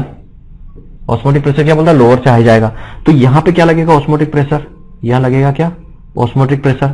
Osmotic pressure लगेगा तो यहां पे पानी कहां जाएगा, इसकी तरफ इंटर करेगा। अब यहां पे इंटर करता है तो क्या होता है, देखो ये सेल है, सेल के अंदर क्या होता है, सेल कंटेंट होते हैं। सेल के अंदर बहुत सारी चीजें होते हैं। तो वो जो सेल का जो कंटेंट है वो क्या करेगा, वो यहां पे एक प्रेशर लगाएगा। यहां पे क्या करेगा, सेल कंटेंट एक प्रेशर लगाएगा, ठीक है। इसके अपोजिट एक प्रेशर लगाएगा। इस प्रेशर को क्या कहते हैं, टर्गर प्रेशर। इस प्रेशर को क्या कहते हैं, टर्गर प्रेशर, ठीक है। अब ये क्या है, ये है सेल वाल। ये क्या है, सेल वाल। अब ये सेल वाल भी क्या करेगी, इस टर्गर प्रेशर के अपोज में एक प्रेशर लगाती है। टर्गर प्रेशर के अपोज में भी एक प्रेशर लगाती है। इसको क्या बोलते हैं, वाल प्रेशर। इसको क्या बोलते हैं, वाल प्रेशर। तो ध्यान रखना, ये सेल की जो साइज और शेप और ये सब मेंटेन रहती है, वो टर्गर प्रेशर की वजह से ही मेंटेन रहती है, ठीक है। कि ये जो हमारी सेल है वो मान लो इस तरीके की है, तो इस तरीके की क्यों है, इसीलिए है क्योंकि वहां पे टर्गर प्रेशर लग रहा है। टर्गर प्रेशर है तभी उसका एक शेप और साइज मेंटेन है, टर्गिडिटी मेंटेन है। क्यों, क्योंकि यहां सेल का जो कंटेंट है वो क्या लगा रहा है, प्रेशर लगा रहा है सेल वाल पर, और सेल वाल क्या अंदर की तरफ प्रेशर लगा रही है, तो उसका सेल मेंटेन है। तो यहां पे क्या हो रहा है कि ऑस्मोटिक प्रेशर यहां लगेगा तभी क्या होगा, ये लोअर से हाई की तरफ जाएगा। लेकिन अंदर से क्या लगा रहा है, टर्गर प्रेशर लग रहा है। अगर ऑस्मोटिक प्रेशर और टर्गर प्रेशर बराबर हो जाए तो क्या पानी अंदर की तरफ इंटर करेगा, नहीं करेगा। तो हमेशा ध्यान रखना, नॉर्मल कंडीशन में क्या होता है, नॉर्मल कंडीशन में क्या होता है, osmotic pressure higher than turgor pressure, higher than turgor pressure. तभी क्या होगा, ऑस्मोटिक प्रेशर ज्यादा होगा तभी तो वो इंटर कर पाएगा सेल के अंदर, लोअर से अंदर की तरफ जा पाएगा, याद रखना, ठीक है। तभी ये अंदर इंटर कर पाएगा। तो नॉर्मल कंडीशन में ऑस्मोटिक प्रेशर ज्यादा होता है टर्गर प्रेशर से। अब मैं डिफ्यूजन को थोड़ा सा दूसरी लैंग्वेज में समझाता हूं। तो अब यहां पे ऑस्मोटिक प्रेशर ज्यादा है टर्गर प्रेशर से, तो इन दोनों के बीच में जो अंतर निकलेगा वही तो क्या होगा, डिफ्यूजन प्रेशर होगा। मतलब मैं कह सकता हूं कि डिफ्यूजन प्रेशर डिफिसिट क्या होगा, osmotic pressure minus turgor pressure, और osmotic pressure minus turgor pressure होगा। क्यों, क्योंकि भाई यहां पे इसका प्रेशर ज्यादा लगेगा, उसका कम लगेगा, दोनों का क्या होगा, यहां पे कितना का अंतर आ रहा है, जितनी डिफिशियंसी आ रही है उसी को हम बोलेंगे डिफ्यूजन प्रेशर डिफिसिट। दो तरीके से समझा, एक सिंपल सॉल्यूशन और प्योर वाटर के बीच का जो अंतर है वो डिफ्यूजन है। यहां पे क्या हो रहा है, ये लो कंसंट्रेशन है, पानी सेल के अंदर कैसे जाएगा, क्योंकि ऑस्मोटिक प्रेशर लगेगा। अब ऑस्मोटिक प्रेशर हम लगा रहे हैं तो सेल के अंदर सेल का जो कंटेंट है, सेल का जो कंटेंट है वो क्या लगा रहा है, फोर्स लगा रहा है, प्रेशर लगा रहा है, जिसको हमने क्या बोला, टर्गर प्रेशर। फिर यहाँ पे सेल वाल है, सेल वाल भी अंदर की तरफ लगा रही प्रेशर, तो उसको हमने बोला वाल प्रेशर। तो टर्गर प्रेशर और वाल प्रेशर बराबर होते हैं, लेकिन यहाँ पे वाल प्रेशर अपोजिट फोर्स लगा रहा है। तो ध्यान रखना कि टर्गर प्रेशर जो है वो वाल प्रेशर के बराबर तो होता है, लेकिन वो अपोजिट फोर्स लगाता है, तो माइनस वाल पेपर हो जाएगा, वाल प्रेशर हो जाएगा, ठीक है भाई। तभी तो ये स्टेप मेंटेन है सेल का, ये गोल है। क्यों है, क्योंकि जितना टर्गर प्रेशर लग रहा है उतना ही वाल प्रेशर लग रहा है। तो टर्गर प्रेशर के अपोज में वॉल प्रेशर लगता है, तो टर्गर प्रेशर जो है माइनस होता है वॉल किसके, वॉल प्रेशर के। प्योर वाटर का जो ऑस्मोटिक प्रेशर है वो हमेशा 0 होता है, याद रखना। प्योर वाटर का जो ऑस्मोटिक प्रेशर होता है वो 0 होता है। क्लियर है। अब यहां से कई सारे न्यूमेरिकल्स बनने वाले हैं, अभी 3 कंडीशंस बनेगी, तो ये समझ में आ गया ऑस्मोटिक प्रेशर माइनस टीपी। ये जो इक्वेशन कैसे आई, ये इक्वेशन, ये आपको कोई नहीं समझाएगा, मुझे नहीं लगता आपको कोई समझाएगा। अगर समझाया हो तो अच्छी बात है। ये सीधे आपको इक्वेशन लिख देगा कि diffusion pressure deficit osmotic pressure minus turgor pressure होता है। क्यों होता है भाई, ये लोअर कंसंट्रेशन वाला सॉल्यूशन है और ये हायर कंसंट्रेशन वाला है। हायर कंसंट्रेशन से लोअर कंसंट्रेशन में जाएगा मतलब ऑस्मोटिक प्रेशर लगेगा। तो ऑस्मोटिक प्रेशर लगेगा, लेकिन यहां अंदर सेल भी क्या करती है, टर्गर प्रेशर बाहर की तरफ लगाती है, सेल वाल अंदर की तरफ प्रेशर लगाती है। अगर टर्गर प्रेशर और ऑस्मोटिक प्रेशर बराबर हो जाए तो क्या पानी अंदर जाएगा, नहीं जाएगा। डिफ्यूजन प्रेशर क्या हो जाएगा, 0 हो जाएगा ना भाई। यहां पे क्या हो जाएगा, डीपीटी 0 हो जाएगी ना तो अंदर जाएगा ना बाहर आएगा। तो यहां पे नॉर्मली क्या होता है, नॉर्मली क्या होता है, ऑस्मोटिक प्रेशर ज्यादा होता है टर्गर प्रेशर से। नॉर्मली ऑस्मोटिक प्रेशर ज्यादा होता है टर्गर प्रेशर से, तभी पानी अंदर इंटर कर पाता है। तो यहां पे डिफ्यूजन प्रेशर डिफिसिट की डेफिनेशन क्या हो जाएगी, difference between osmotic pressure and turgor pressure is called diffusion pressure deficit. तो वहीं से यह इक्वेशन बनी। अब 3 कंडीशन सुनो, मोस्ट इंपोर्टेंट है। 3 कंडीशन बनती। पहली कंडीशन कि अगर जो सेल है वो सेल क्या है, इफ सेल फ्लैसिड है, मतलब क्या है, सेल लूज है, लूज सेल है, तो क्या होगा, डिफ्यूजन प्रेशर डिफिसिट। देखो वही कंडीशन है, यहां पे हमने लिया, ये पानी का सॉल्यूशन हो गया, ठीक है, मतलब ये लोअर कंसंट्रेशन हो गया, मतलब ये हो गया प्योर वाटर, ठीक है। यहां पे लगेगा ऑस्मोटिक प्रेशर, यहां पे हो गया सेल, ये सेल है। अब ये सेल क्या है, लूज है। सेल अगर लूज है तो क्या होगा, हमने पढ़ा था सेल लूज होती है तो क्या होता है, इसका जो अंदर जो होता है प्रोटोप्लाज्म, ये डिटेच हो जाता है, प्रोटोप्लाज्म डिटेच हो जाता है और ये श्रिंक होना शुरू हो जाती है। प्रोटोप्लाज्म डिटेच कब होता है, तो यहां पे टर्गर प्रेशर जब 0 हो जाता है। टर्गर प्रेशर जब 0 होता है तो सेल क्या होती है, लूज हो जाती है। टर्गर प्रेशर जब 0 होता है तो सेल लूज हो जाती है। क्यों लूज हो जाती है, क्योंकि यहां पे जो अंदर का जो प्रोटोप्लाज्म है वो डिटेच हो जाता है, श्रिंक हो जाता है। प्लाज्मोलाइसिस मैंने बताया था, प्लाज्मोलाइसिस के अंदर मैंने बताया था क्या, कि यहां पे टर्गर प्रेशर जो है, हाँ, प्लाज्मोलाइसिस के अंदर टर्गर प्रेशर 0 हो जाता है। कब हो जाता है, जब पूरी तरीके से श्रिंक हो जाता है। याद रखना, जब पूरी तरीके से श्रिंक हो जाता है ना, ऐसा हो जाता है, पूरी तरीके से श्रिंक हो जाएगा तो क्या हो जाता है, माइनस हो जाता है। लेकिन सिर्फ डिटेच होता है, सेल से अगर सिर्फ डिटेच हो रहा है तो टर्गर प्रेशर यहां पे क्या होता है, 0 हो जाता है। अगर यहां पे क्या लूज सेल होती है तो ये क्या होता है, सेल से प्रोटोप्लाज्म अलग हो जाता है तो टर्गर प्रेशर 0। भाई लूज कब होगी सेल, कोई सेल लूज कब होगी, जैसे एक बॉल है ना, एक प्लास्टिक की बॉल है और एक रबड़ वाली बॉल है। रबड़ वाली बॉल को हम दबा पाते हैं क्योंकि वो लूज होती है, क्योंकि वहां पे अपोजिट प्रेशर ही नहीं लग रहा है ना, टर्गर प्रेशर 0 हो गया। और यहां पे अगर प्लास्टिक की बॉल है तो उसको हम कितना भी प्रेशर लगाएंगे वो शेप उसका मेंटेन रहेगा, शेप नहीं बिगड़ेगा, मतलब वहां पे टर्गर प्रेशर लग रहा है, अपोजिट प्रेशर भी लग रहा है। तो अगर सेल फ्लैसिड है, लूज है, मतलब वहां पे टर्गर प्रेशर क्या है, 0 है। अगर टर्गर प्रेशर 0 है तो डिफ्यूजन प्रेशर डिफिसिट क्या होगा, तो डिफ्यूजन प्रेशर डिफिसिट क्या होगा, तो ये होता है ओपी माइनस टीपी। तो यहां पे आप डीपीडी बराबर क्या लिखोगे, ओपी माइनस 0। तो डिफ्यूजन प्रेशर डिफिसिट क्या हो जाएगा, ऑस्मोटिक प्रेशर के बराबर हो जाएगा। क्या हो जाएगा, diffusion pressure deficit, diffusion pressure deficit जितना यहां पे लग रहा है वो ऑस्मोटिक प्रेशर के बराबर हो जाएगा। क्लियर है, ये पहली कंडीशन है। दूसरी कंडीशन, इफ सेल जो है फुली टर्जिट है, पूरी तरीके से टर्जिट है। टर्जिडिटी का मतलब होता है यहां पे जितना वॉल प्रेशर लग रहा है उतना ही टर्गर प्रेशर लग रहा है। पूरी तरीके से टर्जिट है, यहां पे शेप बिल्कुल मेंटेन है। अगर पूरी तरीके से टर्जिट है तो क्या हो रहा है, देखो पूरी तरीके से टर्जिट है मतलब क्या हो रहा है, पूरी तरीके से टर्जिट है मतलब यहां पे ये प्रेशर लग रहा है टर्गर प्रेशर, ठीक है, ये प्रेशर क्या लग रहा है, टर्गर प्रेशर। तो पूरी तरीके से टर्गिज में क्या होता है कि जितना यहां पे टर्गर प्रेशर लग रहा है उतना ही वॉल प्रेशर लग रहा है। तो फुली टर्जिट वाली कंडीशन में क्या होता है कि ऑस्मोटिक प्रेशर बराबर हो जाता है टर्गर प्रेशर के, ऑस्मोटिक प्रेशर बराबर हो जाता है टर्गर प्रेशर के। जब सेल पूरी तरीके से टर्जिट हो जाती है, टर्जिट मतलब एकदम हार्ड हो जाती है, तो टर्गर प्रेशर कितना लगता है, ऑस्मोटिक प्रेशर के बराबर लगता है। तो ना तो पानी अंदर जाता है ना पानी बाहर आता है, ये समझ लो आप। ये दोनों बराबर हो जाएंगे तो ना तो पानी अंदर जाएगा ना पानी बाहर आएगा, ठीक है भाई। टर्गर प्रेशर ऑस्मोटिक प्रेशर के बराबर, तो टर्गर प्रेशर जितना लग रहा है उतना ही ऑस्मोटिक प्रेशर लग रहा है, दोनों बराबर प्रेशर लगा रहे हैं, दोनों बराबर प्रेशर लगा रहे हैं, तो क्या होगा, ना तो पानी अंदर जाएगा ना ही बाहर आएगा। मतलब डिफ्यूजन प्रेशर डिफिसिट क्या हो जाएगा, diffusion pressure deficit OP minus TP, मतलब यहाँ पे ओपी माइनस ओपी और टीपी बराबर है तो ओपी लिख सकता हूं, तो यहाँ पे क्या हो जाएगा 0। तो डिफ्यूजन प्रेशर डिफिसिट मतलब कोई अंतर आएगा ही नहीं ना तो पानी अंदर जा रहा है ना पानी बाहर आ रहा है, तो डिफ्यूजन प्रेशर डिफिसिट 0 हो जाएगा। तो यही क्वेश्चन पूछा जाएंगे कि अगर सेल टर्जिट है, पूरी तरीके से हार्ड है, तो वहां पे डिफ्यूजन प्रेशर डिफिसिट क्या होगा, 0 हो जाएगा, क्योंकि ऑस्मोटिक प्रेशर प्रेशर के बराबर हो जाता है। यहां पे देखना ऑस्मोटिक प्रेशर जब टोटल टर्गर प्रेशर के बराबर होता है, उस कंडीशन में टर्गर प्रेशर जो है वो मैक्सिमम हो जाता है, इससे ज्यादा इसका प्रेशर नहीं होगा। ठीक है, टर्गर प्रेशर क्या हो जाता है, मैक्सिमम हो जाता है। क्लियर है, ये सेकेंड कंडीशन। थर्ड कंडीशन पे आते हैं, इफ सेल प्लाज्मोलाइज्ड, अगर सेल क्या हो जाए, प्लाज्मोलाइज्ड हो जाए। ठीक है, मतलब पूरी तरीके से सिकुड़ जाए, श्रिंक हो जाए।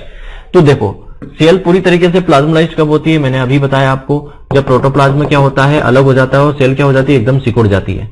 ठीक है, सेल एकदम सिकुड़ जाती है। सेल कब सिकुड़ती है, प्लाज्मोलाइसिस कंडीशन में सेल कब सिकुड़ती है, मैंने बोला टर्गर प्रेशर क्या हो जाएगा, टर्गर प्रेशर हो जाएगा नेगेटिव, टर्गर प्रेशर क्या हो जाएगा, नेगेटिव हो जाएगा। क्लियर है, ये ऑस्मोटिक प्रेशर लगेगा और यहाँ पे टर्गर प्रेशर, ये पानी इंटर करेगा अंदर, मतलब इंटर क्यों कर पा रहा है, टर्गर प्रेशर पूरी तरीके से नेगेटिव हो गया, सेल प्लाज्मोलाइज्ड हो गई, पूरी तरीके से सिकुड़ गई, सॉरी अपोजिट बाहर आएगा, यहाँ पे बाहर आता है। ठीक, बाहर आता है, हाइपोटोनिक सॉल्यूशन है, यहाँ पे हायर कंसंट्रेशन होता है और यहाँ पे लो कंसंट्रेशन होता है और यहाँ पानी जो है हाई कंसंट्रेशन होता है। तो ऑस्मोटिक प्रेशर जो है अंदर से बाहर की तरफ लगता है, तो ये पानी बाहर आ जाएगा, इसलिए पूरी तरीके से प्रोटोप्लाज्म सिकुड़ जाता है, श्रिंक हो जाता है प्लाज्मोलाइज्ड सेल में।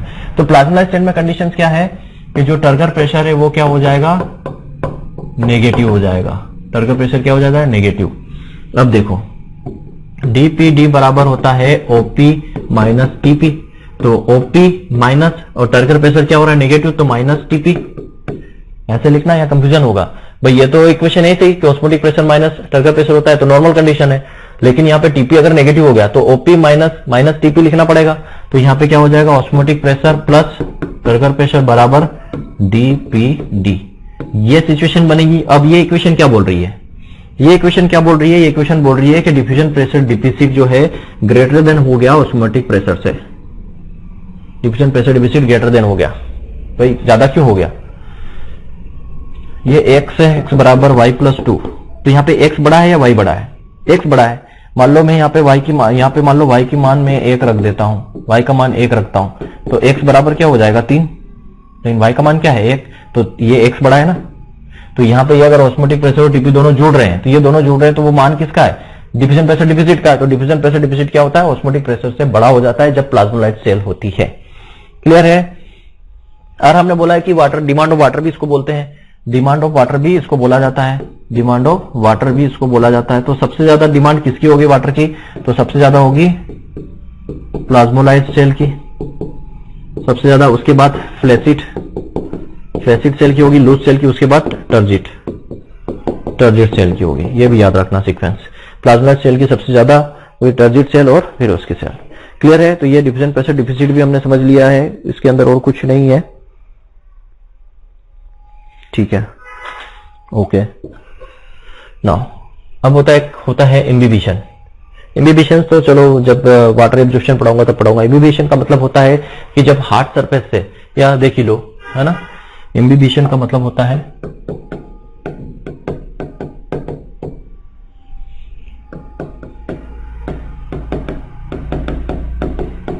इम्बिबिशन का मतलब होता है वाटर का एब्जॉर्प्शन। वाटर का एब्जॉर्प्शन जब एक सॉलिड मटेरियल से हो, समझ में आ गया, जब वाटर का एब्जॉर्प्शन का हो सॉलिड मटेरियल से हो तो उसको इम्बिबिशन कहते हैं। समझ में आ गया, बस इतना ही है। मतलब water absorption of liquid by any solid surface. क्या बोलो, water absorption of water, absorption of water by dry would. Dry would मतलब लकड़ी, सूखी लकड़ी, या फिर any solid material, any solid material, तो उसको बोलते हैं हम इम्बिबिशन। ठीक है, अगर वाटर का एब्जॉर्प्शन किसी ड्राई सॉलिड मटेरियल से हो रहा है या ड्राई वुड से हो रहा है तो उसको हम इम्बिबिशन कहते हैं।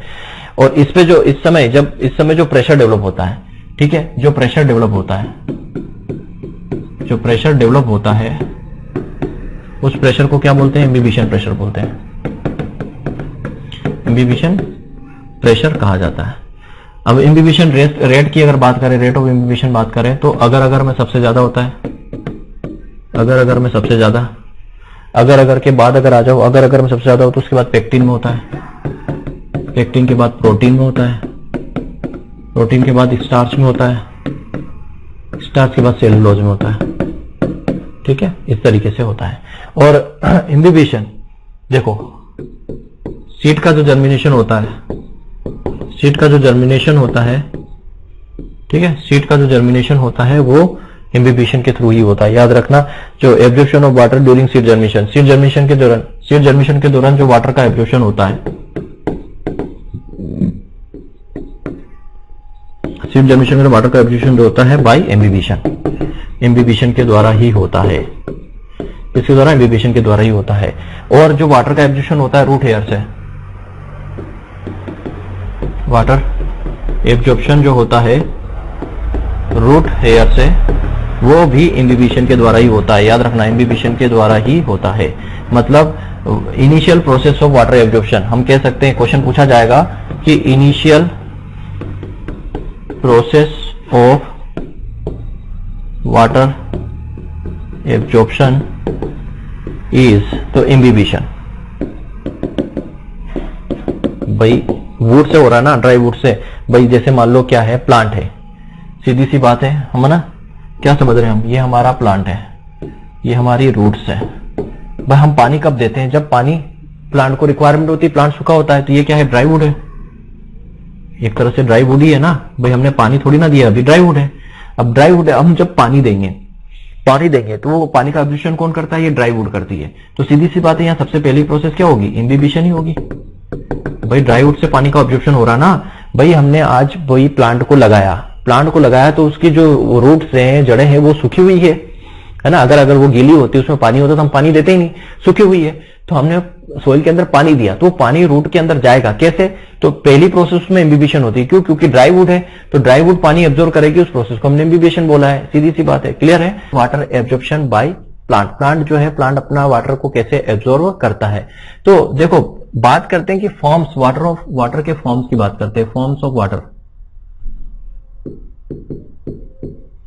ऑफ वाटर, वाटर के अगर फॉर्म की बात करें तो मतलब कि पानी जो है सोइल के अंदर किस फॉर्म में रहता है।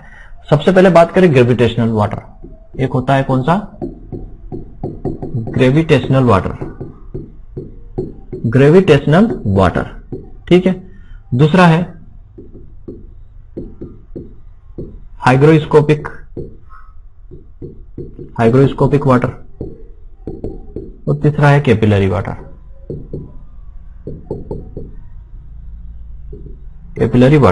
ये तीन फॉर्म है वाटर के जो सोइल के अंदर होते हैं। ग्रेविटेशनल वाटर होता है, हाइग्रोस्कोपिक वाटर होता है, और कैपिलरी वाटर होता है।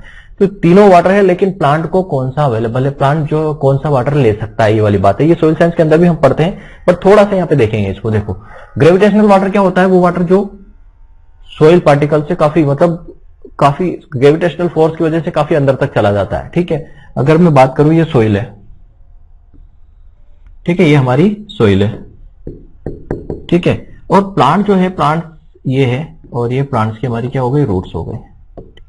कुछ प्लांट्स की रूट्स थोड़ी ज्यादा डीप तक चली जाती है, तो हमने ये मान लिया कि ये प्लांट्स की रूट्स हो गए,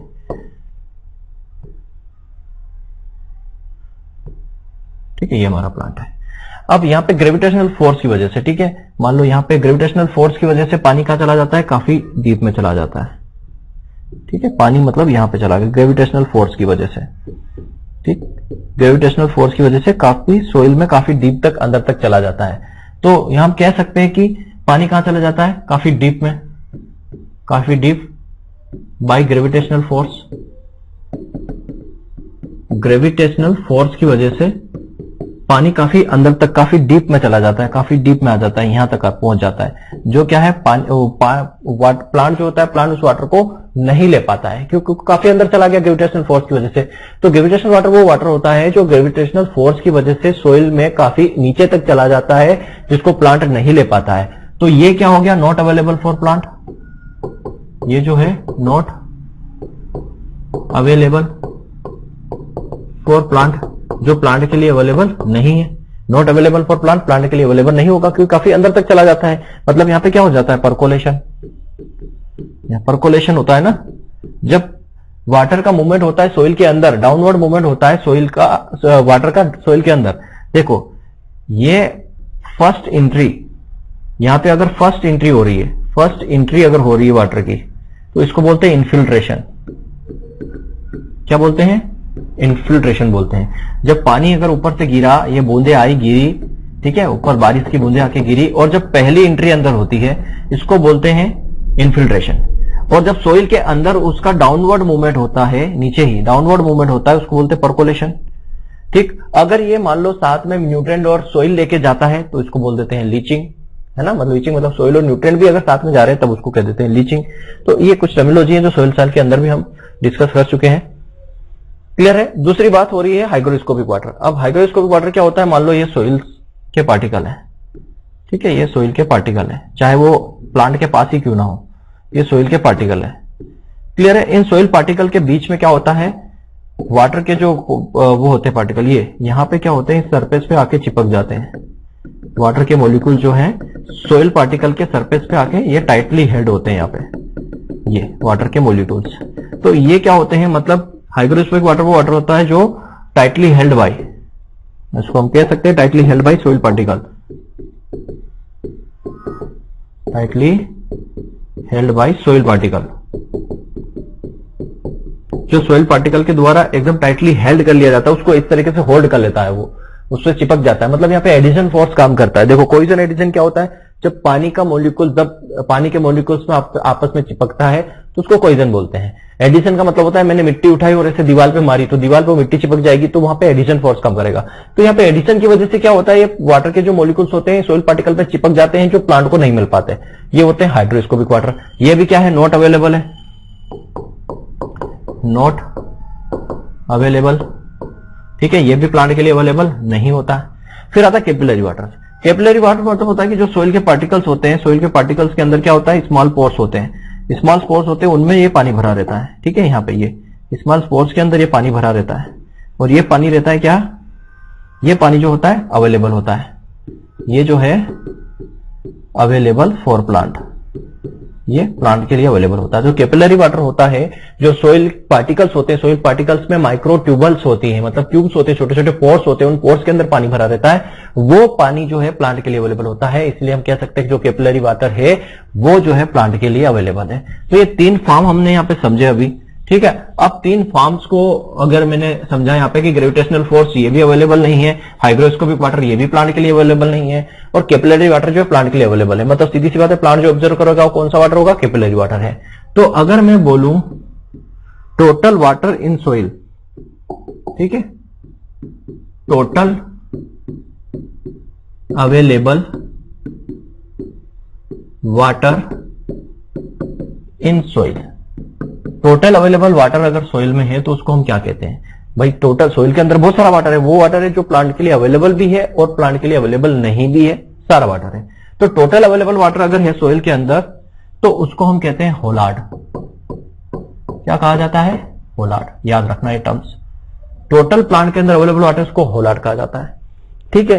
तो अब यहां पे दो तरीके के वाटर है, एक वो जो नॉट अवेलेबल है प्लांट के लिए,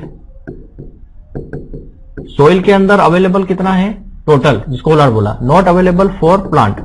इसमें से कुछ वाटर ऐसा है जो प्लांट के लिए अवेलेबल नहीं है, और कुछ ऐसा है जो प्लांट के लिए अवेलेबल है, ठीक है, समझते जाना। तो जो प्लांट के लिए अवेलेबल नहीं है उसे क्या कहा जाता है, जो प्लांट के लिए अवेलेबल नहीं है उसे कहा जाता है इकार्ड।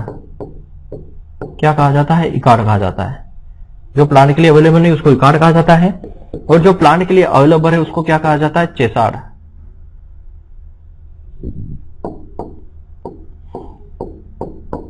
ठीक है, जो प्लांट के लिए अवेलेबल है उसको क्या कहा जाएगा, चेसार्ड, ऐसा आएगा, उसे चेसार्ड कहा जाता है। क्लियर है। तो कई बार एग्जाम में पूछ लिया जाता है कि वो पानी जो प्लांट के लिए अवेलेबल है उसे क्या कहा जाता है, चेसार कहा जाता है।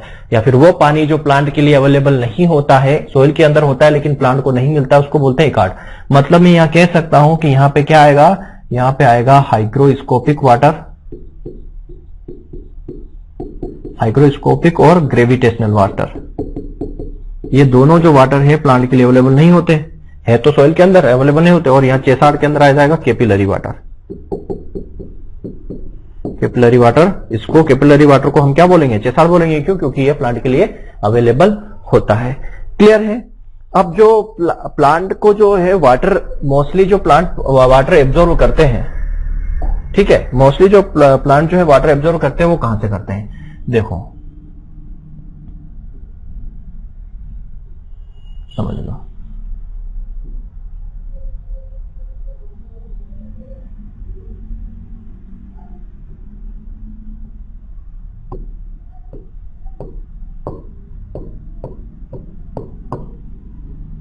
ठीक है, ये होते हैं रूट्स, हेयर्स। ये मैंने क्या बताया, रूट बनाई है।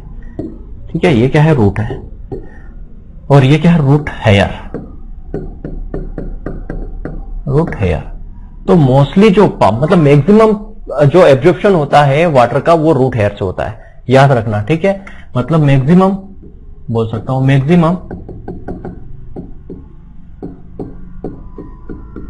Absorption of water, maximum absorption of water कहां से होगा, तो रूट हेयर से होता है।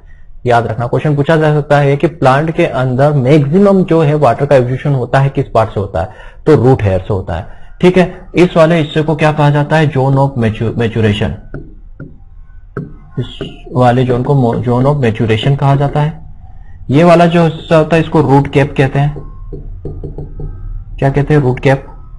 ये वाला हिस्सा होता है इसको जोन ऑफ इलोंगेशन कहा जाता है, जोन ऑफ इलोंगेशन कहा जाता है। ठीक है, इस रूट कैप में ही क्या होता है, सेल डिवीजन होता है, सेल एक्टिव सेल डिवीजन यही होता है, एक्टिव सेल डिवीजन यहीं पर होता है। क्लियर है? तो यहां पे रूट हेयर से सबसे ज्यादा मैक्सिमम वाटर का एब्जॉर्प्शन होता है।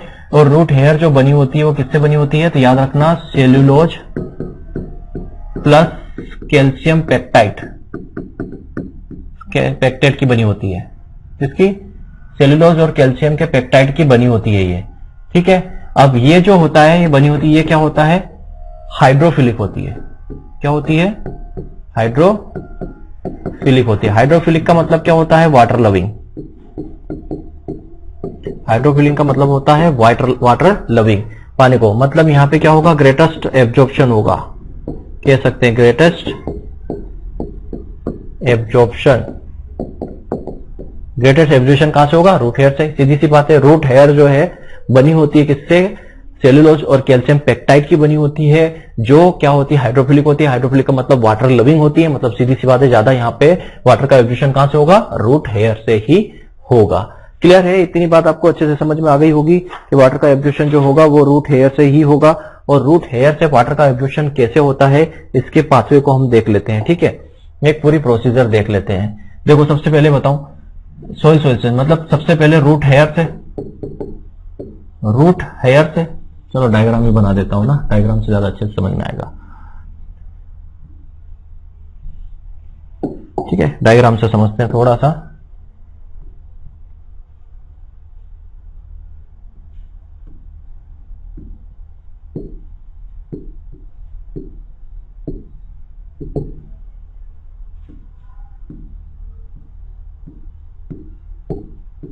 फटाफट बना देता हूं जल्दी से।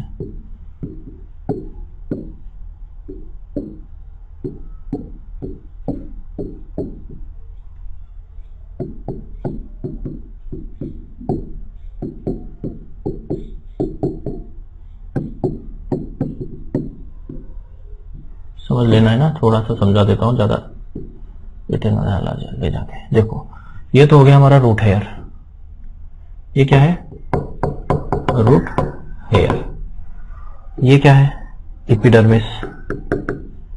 एपिडर्मिस है। ये वाला जो हिस्सा है इतना, ठीक है, ये वाला जो हिस्सा है ये क्या है, कॉर्टेक्स। ये वाला जोन है इसको बोलते हैं एंडोडर्मिस। ठीक है, ये प्लांट का खुला वाला हिस्सा है। ठीक है, ये वाला हिस्सा क्या है, जाइलम। ठीक है। ये वाला यहाँ पे क्या होता है, फ्लोएम, ठीक है। पेरीसाइकिल सेल भी होती है, पेरीसाइकिल सेल भी होती है यहाँ पे, पेरीसाइकिल सेल भी होती है, ठीक है। ये पार्ट होता है।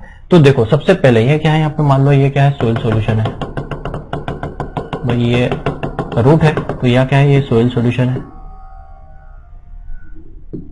क्या है, सोइल सॉल्यूशन है। सोइल सॉल्यूशन है मतलब यहाँ पे पानी भी है और क्या है, सोइल को सॉल्यूशन के अंदर सब मिलेगा। तो कैसे होता है, सबसे पहले वाटर एंटर करेगा रूट हेयर से, रूट हेयर से एंटर करेगा। और यहाँ पे एक चीज है, रूट हेयर से एंटर करेगा ना, तो जो फर्स्ट स्टेप है वाटर एब्जॉर्प्शन की, वाटर एब्जॉर्प्शन की इन रूट हेयर, उसको क्या कहा जाता है, तो याद रखना उसको कहा जाता है इम्बिबिशन। ये याद रखना उसको क्या कहा जाता है, इम्बिबिशन कहा जाता है। देखो इम्बिबिशन क्या काम करता है, इम्बिबिशन का मतलब क्या होता है कि वाटर का एब्जॉर्प्शन सॉलिड मटेरियल से होना, सॉलिड पार्ट से होना या ड्राई वुड से होना। वाटर का एब्जॉर्प्शन कहां से होगा, ड्राई वुड से। जैसे मान लो ये लकड़ी का टुकड़ा है, तो यहां अगर मैंने पानी दिया तो पानी पहले एंटर करेगा यहाँ पे, ठीक है। पानी का एब्जॉर्प्शन होगा तो किस प्रोसेस से होगा, एम्बिबिशन प्रोसेस से होगा, क्योंकि एम्बिबिशन का मतलब ही क्या होता है, ड्राई वुड से पानी का एब्जॉर्प्शन होना। तो यहाँ पे रूट देखो, ये रूट जो होती है, रूट की सरफेस क्या होती है, ड्राई होती है। मतलब सीधी सी बात है, आपने प्लांट है, प्लांट के अंदर पानी बिल्कुल भी नहीं है, मतलब रूट भी क्या है, सूखी हुई है, ड्राई है। जैसे आप पानी दोगे तो पानी यहाँ पे रूट से एंटर होगा, तो जो पहली एंट्री होती है, मतलब जो फर्स्ट स्टेप होती है वाटर एब्जॉर्प्शन की, उसको एम्बिबिशन कहते हैं, मोस्ट इंपोर्टेंट। तो यहाँ पे अपन क्या देख रहे हैं, पाथवे देख रहे हैं। तो सबसे पहले रूट हेयर, रूट हेयर के बाद, रूट हेयर के बाद आप आ जाओ, रूट हेयर के बाद जो जाएगा वो कोर्टेक्स के थ्रू, कोर्टेक्स के बाद एंडोडर्मिस में, एंडोडर्मिस के थ्रू, और एंडोडर्मिस के बाद पेरीसाइकिल में आता है, पेरीसाइकिल सेल से, और पेरीसाइकिल सेल के बाद जाइलम के थ्रू। इस तरीके से जो है वाटर जो है प्लांट के अंदर जाता है। कैसे, रूट हेयर से। रूट हेयर में एम्बिबिशन की प्रोसेस होगी, मतलब फर्स्ट एंट्री जो फर्स्ट स्टेप जो होगी एम्बिबिशन, रूट हेयर में आएगा। रूट हेयर से कहां से आएगा, कोर्टेक्स में, कोर्टेक्स बाद एंडोडर्मिस में आएगा, एंडोडर्मिस से पेरीसाइकिल, पेरीसाइकिल में जाइलम, मतलब यहां से एंटर करेगा पानी, ठीक है। यहां से एंटर करने के बाद यहाँ रूट से एंटर करेगा, कहां आएगा, कोर्टेक्स में, कोर्टेक्स से आएगा यहाँ पे किसके अंदर, एंडोडर्मिस में, एंडोडर्मिस के अंदर पेरीसाइकिल, पेरीसाइकिल के अंदर जाइलम, जाइलम जो है आगे तक पूरे प्लांट के पूरे पार्ट में भेज देता है। क्लियर है, इस तरीके की प्रोसेस यहाँ पे होती है, ठीक है। नेक्स्ट हम बात करते हैं, पूरी प्रोसेस हमने देख ली, फर्स्ट स्टेप भी हमने देख ली। अब यहाँ पे जो है वाटर का जो एंट्री, ये हमने बोला ना वाटर का एब्जॉर्प्शन हो रहा है, तो कैसे हो रहा है, दो तरीके से होता है। देखो वाटर का जो एथमोनियम में बोल सकता हूं पाथवे, इसका जो पाथवे होता है दो तरीके से होता है। वाटर एब्जॉर्प्शन के जो पाथवे होते हैं दो तरीके से होते हैं। पहला आप देखो, पहला होता है सिम्प्लास्टिक पाथवे, सिम्प्लास्टिक पाथवे। पहला क्या है, सिम्प्लास्टिक पाथवे। दूसरा क्या है, एपोप्लास्टिक, एपोप्लास्टिक पाथवे। ये दो तरीके होते हैं जिसकी वजह से पानी जो है एब्जॉर्ब होता है प्लांट के अंदर, ठीक है। सिम्प्लास्टिक पाथवे का मतलब ये होता है लिविंग, ये लिविंग पाथवे होता है। ये जो होता है वो क्या होता है, लिविंग पाथवे होता है। और जो एपोप्लास्टिक होता है ये नॉन लिविंग पाथवे होता है। क्या होता है, ये नॉन लिविंग पाथवे होता है। क्लियर है, एक लिविंग पाथवे हो गया, एक नॉन लिविंग पाथवे हो गया। लिविंग पाथवे में मतलब यहां पे वाटर का जो एब्जॉर्प्शन होता है, यहां पे जो वाटर का जो एब्जॉर्प्शन होता है वो बाय प्लाज्मोडेस्माटा,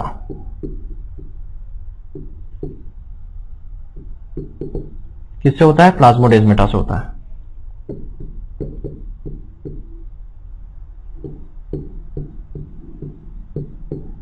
प्लाज्मोडेस्माटा से होता है। क्लियर है, प्लाज्मोडेस्माटा से कैसे होता है बताता हूं। देखो हमने पढ़ा था कि ये हमारी क्या होती है, सेल्स होती हैं। प्लांट के अंदर क्या होती है, ये इस तरीके से सेल होती है, एक दूसरे से लगी हुई, ठीक है। इस तरह से क्या होती है, सेल्स होती है। अब सेल के बीच में क्या होता है, इस तरीके का ये पाथवे होता है, ये तो ये जो पाथवे ये क्या कहलाता है, ये प्लाज्मोडेस्माटा कहलाता है, प्लाज्मोडेस्माटा कहलाता है। यहां पे क्या होता है, टनल लाइक स्ट्रक्चर होता है, टनल लाइक स्ट्रक्चर होता है। और कह सकते हैं यहां पे साइटोप्लाज्मिक कनेक्शन होता है, साइटोप्लाज्मिक कनेक्शन होता है जिसके थ्रू जो है एक सेल से दूसरे सेल के अंदर मटेरियल का ट्रांसफर होता है। तो यहाँ पे सिम्प्लास्टिक जो पाथवे है, जो लिविंग पाथवे है, जिसमें प्लाज्मोडेस्माटा से वाटर का ऑब्जर्वेशन होता है, मतलब एक सेल से दूसरे सेल में पानी इंटर करेगा किससे? प्लाज्मोडेस्माटा के थ्रू। ठीक है, प्लाज्मोडेस्माटा के थ्रू, मतलब यहाँ पे मल्टी सेलुलर ऑर्गेनिज्म होना चाहिए, क्योंकि प्लाज्मोडेस्माटा किसके होता है? जिस ऑर्गेनिज्म के अंदर या जिस प्लांट के अंदर मल्टी सेल्स होते हैं, मल्टी सेलुलर होता है, उसी में ये काम करेगा, तभी तो एक सेल से दूसरे सेल जाएगा। नॉन लिविंग के अंदर जो वाटर का एब्जॉर्प्शन होता है, नॉन लिविंग के अंदर जो वाटर का एब्जॉर्प्शन होता है वो होता है बाय जाइलम। किसके थ्रू होता है? Xylem. Intercellular space cavity, intercellular जो स्पेस होते हैं, इंटरसेलुलर स्पेस जो भी हमने पढ़ा, ये इंटरसेलुलर जो स्पेस होते हैं, ये इंटरसेलुलर जो स्पेस होते हैं, इसके थ्रू पूरे प्लांट के अंदर जाता है, मतलब जाइलम के थ्रू होगा। तो ये याद रखना आपको। सिम्प्लास्टिक के अंदर जो है प्लाज्मोडेस्माटा के थ्रू पानी जाता है और एपोप्लास्टिक के अंदर वाटर का एब्जॉर्प्शन जाइलम के थ्रू होता है। ये दो तरीके हैं। दो तरीके के बाद सीधे आ जाओ, वाटर का एब्जॉर्प्शन जो होता है वो दो तरीके से होता है। वाटर का जो एब्जॉर्प्शन होता है वो दो तरीके से होता है। एक होता है एक्टिव एब्जॉर्प्शन, एक होता है एक्टिव एब्जॉर्प्शन, दूसरा क्या है? पैसिव।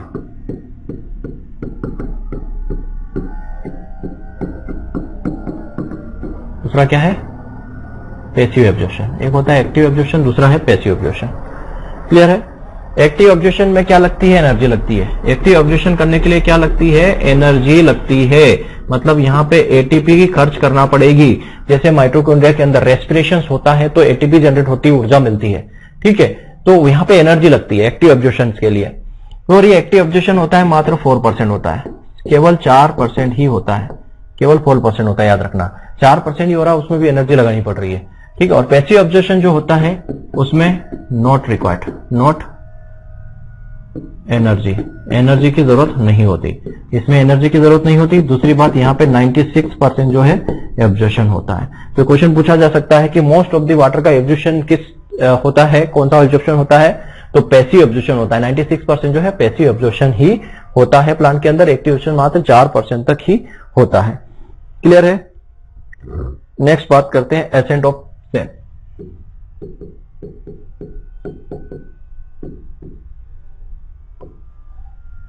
एसेंट ऑफ शेप क्या होता है? एसेंट ऑफ शेप का मतलब समझना यहाँ पे क्या होता है। एसेंट ऑफ शेप का मतलब होता है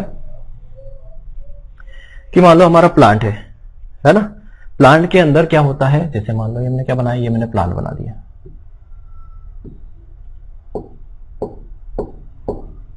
ठीक,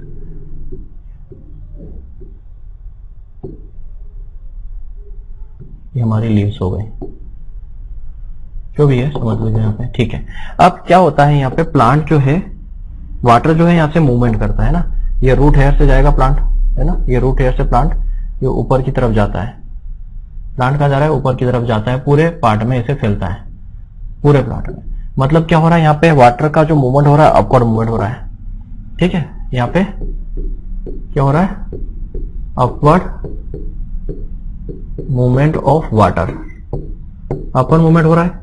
पानी का नीचे से जो है रूट से एब्जॉर्ब होकर ऊपर की तरफ पानी जा रहा है, बॉडी के पूरे पार्ट्स में, प्लांट के मतलब पूरे पार्ट्स में जा रहा है, तो अपवर्ड मूवमेंट का वाटर हो रहा है। लेकिन हमें क्या पढ़ा है कि ऊपर से नीचे क्या फोर्स लगता है? ग्रेविटेशनल फोर्स लगता है। तो ग्रेविटेशनल फोर्स भी लग रहा है, ग्रेविटेशनल फोर्स भी लग रहा है।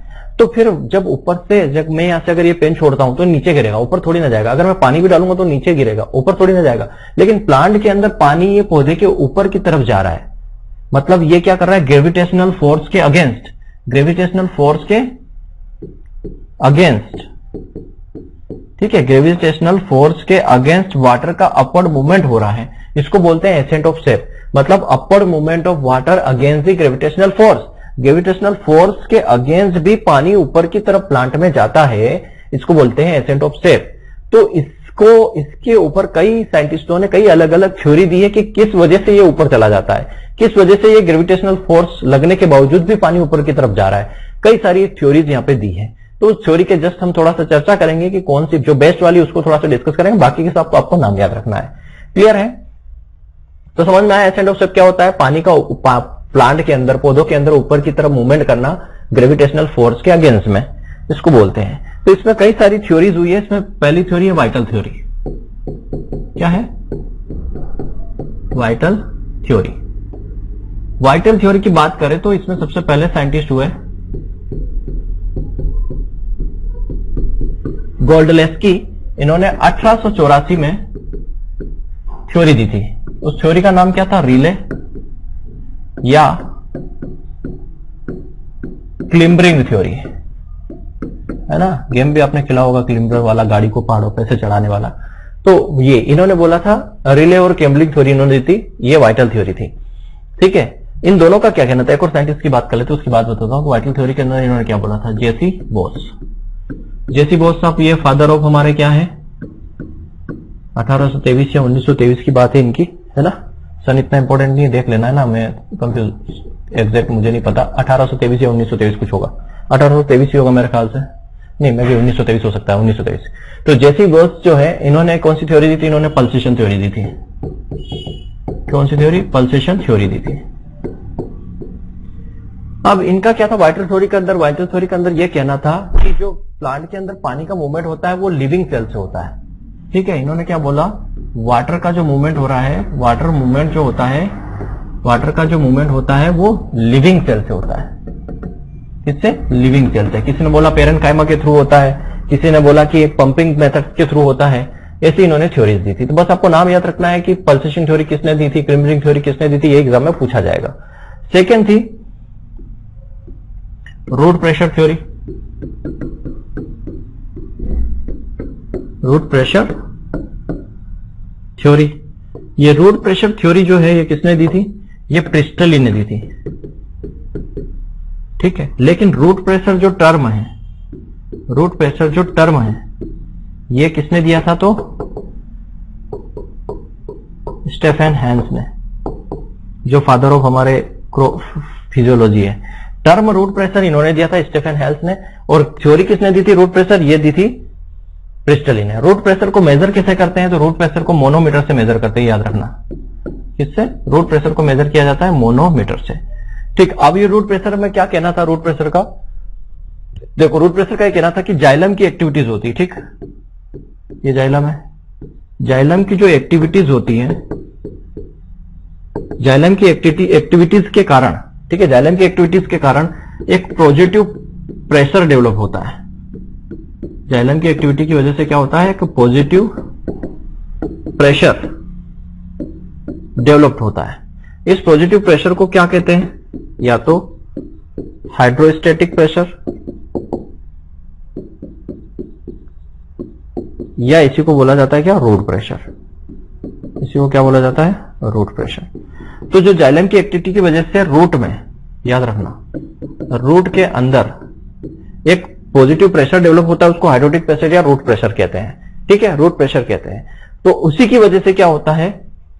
वाटर का मूवमेंट होता है प्लांट के अंदर। लेकिन यह थ्योरी फेल हो गई। यह थ्योरी क्या हो गई?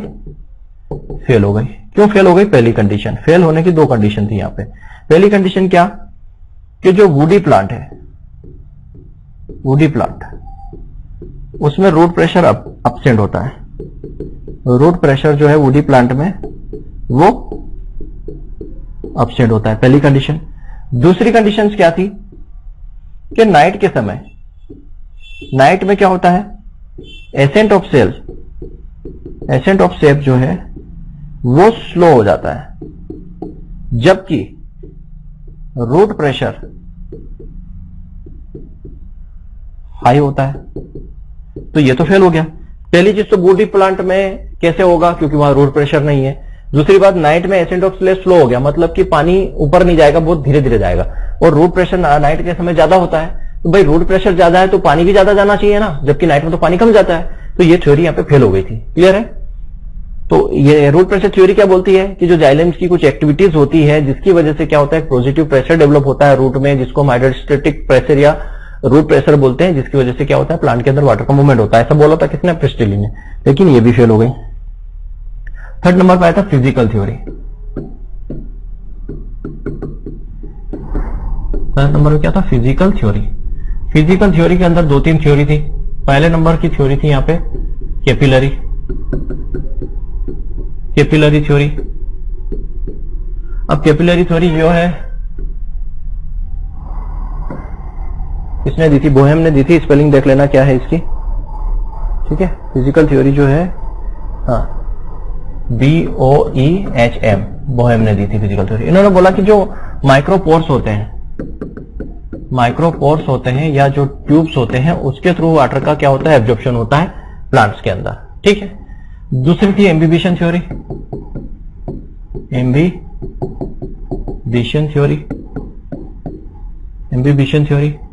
एम्बिबिशन थ्योरी किसने दी थी? तो ये दी थी अंगर एंड सेच ने दी थी। इन्होंने बोला कि जो जाइलम की जो सेल वॉल होती है उसमें एम्बिबिशन एक्टिविटी होती है। इन्होंने क्या बोला कि जो सेल वॉल ऑफ जाइलम की जो सेल वॉल होती है उसमें क्या होती है? एम्बिबिशन एक्टिविटी होती है। एम्बिबिशन एक्टिविटी होती है, उसके थ्रू पानी जाता है, ऐसा बोला गया था। ये इंपॉर्टेंट नहीं है, इंपॉर्टेंट बात अब करेंगे। तीसरी आती है हमारी cohesion, adhesion and transpiration pull theory. ये जो है मोस्ट इंपॉर्टेंट है। Cohesion, adhesion, transpiration pull theory, this is most accepted. ये मोस्ट एक्सेप्टेड थ्योरी है, सबसे ज्यादा इसी को एक्सेप्ट किया गया। किसने दी है? ये दी है डिक्सन एंड जोली ने। इसने डिक्सन एंड जोली ने दी थी इसको, ठीक है, याद रखना। अब इसके अंदर 3 मोस्ट इंपोर्टेंट कंपोनेंट होते हैं। देखो, एक तो कंपोनेंट क्या हो गया? ये कोहेजन होगा, एडिशन होगा और ट्रांसपीरेशन पूल होगा। ये 3 मोस्ट इंपोर्टेंट कंपोनेंट काम करते हैं। क्लियर है? देखो, ट्रांसपीरेशन पूल क्या होता है, कैसे पानी जाएगा? तो ट्रांसपीरेशन पूल, देखो क्या होता है कि जैसे मैंने बोला जाइलम की जो एक्टिविटीज होती है ना, मतलब क्या होता है? ट्रांसपीरेशन होता है फ्रॉम द लीव्स। पत्तियों से क्या होता है? ट्रांसपीरेशन होता है, ठीक है। पत्तियों से क्या होगा? ट्रांसपीरेशन होगा। लीव्स से ट्रांसपीरेशन होता है, जिसकी वजह से क्या होता है? एक नेगेटिव प्रेशर डेवलप होता है। नेगेटिव प्रेशर डेवलप होगा कहां पे? नेगेटिव प्रेशर इन जाइलम के अंदर नेगेटिव प्रेशर होगा। क्यों? क्योंकि पानी पहुंचाने का काम कौन करता है? जाइलम ही करता है। लेकिन पत्तियों से पानी उड़ रहा है, पत्तियों से पानी का ट्रांसपीरेशन हो रहा है, तो नेगेटिव प्रेशर किस पे पड़ेगा? जाइलम के ऊपर पड़ेगा। तो ये जाइलम क्या करता है? ये ट्रांसपीरेशन पूल क्रिएट करता है। एक ट्रांसपीरेशन पूल क्रिएट करता है, और जिसकी वजह से क्या होता है? प्लांट्स को पानी मिलता रहता है। क्लियर है? तो ट्रांसपीरेशन का मतलब क्या होता है? वाष्पीकरण इसको बोलते हैं। हिंदी में क्या बोलते हैं? वाष्पीकरण इसको कहा जाता है हिंदी में, ठीक है। और ट्रांसपीरेशन को वाष्पोत्सर्जन कहा जाता है। तो वाष्पीकरण का मतलब ये हो गया कि सोइल की सरफेस हो गई, ठीक है, अर्थ की सरफेस हो गई, या फिर कोई डेड सेल हो गई, नॉन लिविंग सेल्स हो गई, उसकी सरफेस से जब वाटर का क्या होता है? वेपर फॉर्म में लॉस होता है, तो उसको हम बोलते हैं इवापोरेशन, वाष्पीकरण उसको कहते हैं। समझ में आ रहा है?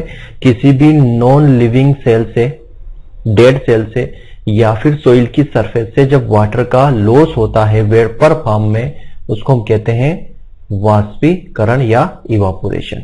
इवापोरेशन जरूरी क्यों है? क्योंकि अगर इवापोरेशन नहीं होगा तो वाटर साइकिल जो है हमारे अर्थ का वो डिस्टर्ब हो जाएगा, या फिर ग्राउंड वाटर लेवल है वो डिस्टर्ब हो जाएगा। क्यों? क्योंकि जब वाष्पोत्सर्जन होगा तभी तो बादल बनेंगे, बादल बनने के बाद फिर से पानी गिरेगा, ठीक है। तो इवापोरेशन मतलब क्या हो गया? इवापोरेशन एक जो है ये फिजिकल प्रोसेस है। पहली चीज क्या है? ये फिजिकल प्रोसेस है, ठीक है। दूसरी, ड्यू टू एक्सटर्नल फैक्टर, ये जो होती है किसकी वजह से? एक्सटर्नल फैक्टर की वजह से होती है। एक्सटर्नल फैक्टर की वजह से अफेक्ट होती है फिजिकल प्रोसेस से। एक्सटर्नल फैक्टर मतलब हम कह सकते हैं यहाँ पे लाइक टेम्परेचर, ठीक है, अपना ह्यूमिडिटी हो गया, टेम्परेचर, ह्यूमिडिटी, एयर, इनकी वजह से काफी अफेक्ट होता है ये। अनकंट्रोल्ड, ये अनकंट्रोल्ड प्रोसेस है, इसको कंट्रोल नहीं कर सकते। क्यों? क्योंकि ये बाहरी फैक्टर्स के ऊपर डिपेंड करती है, नेचर के ऊपर डिपेंड करती है इसकी प्रोसेस, हम इसको कंट्रोल नहीं कर सकते।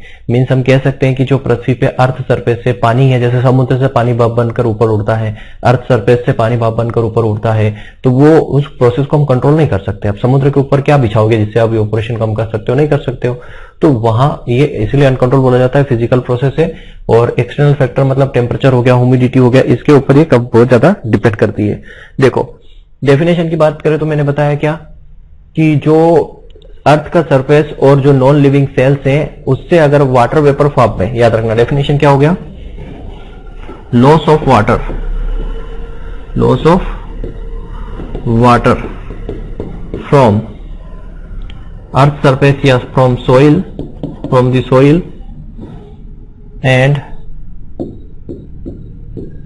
Non living cell, non-living cell in the form of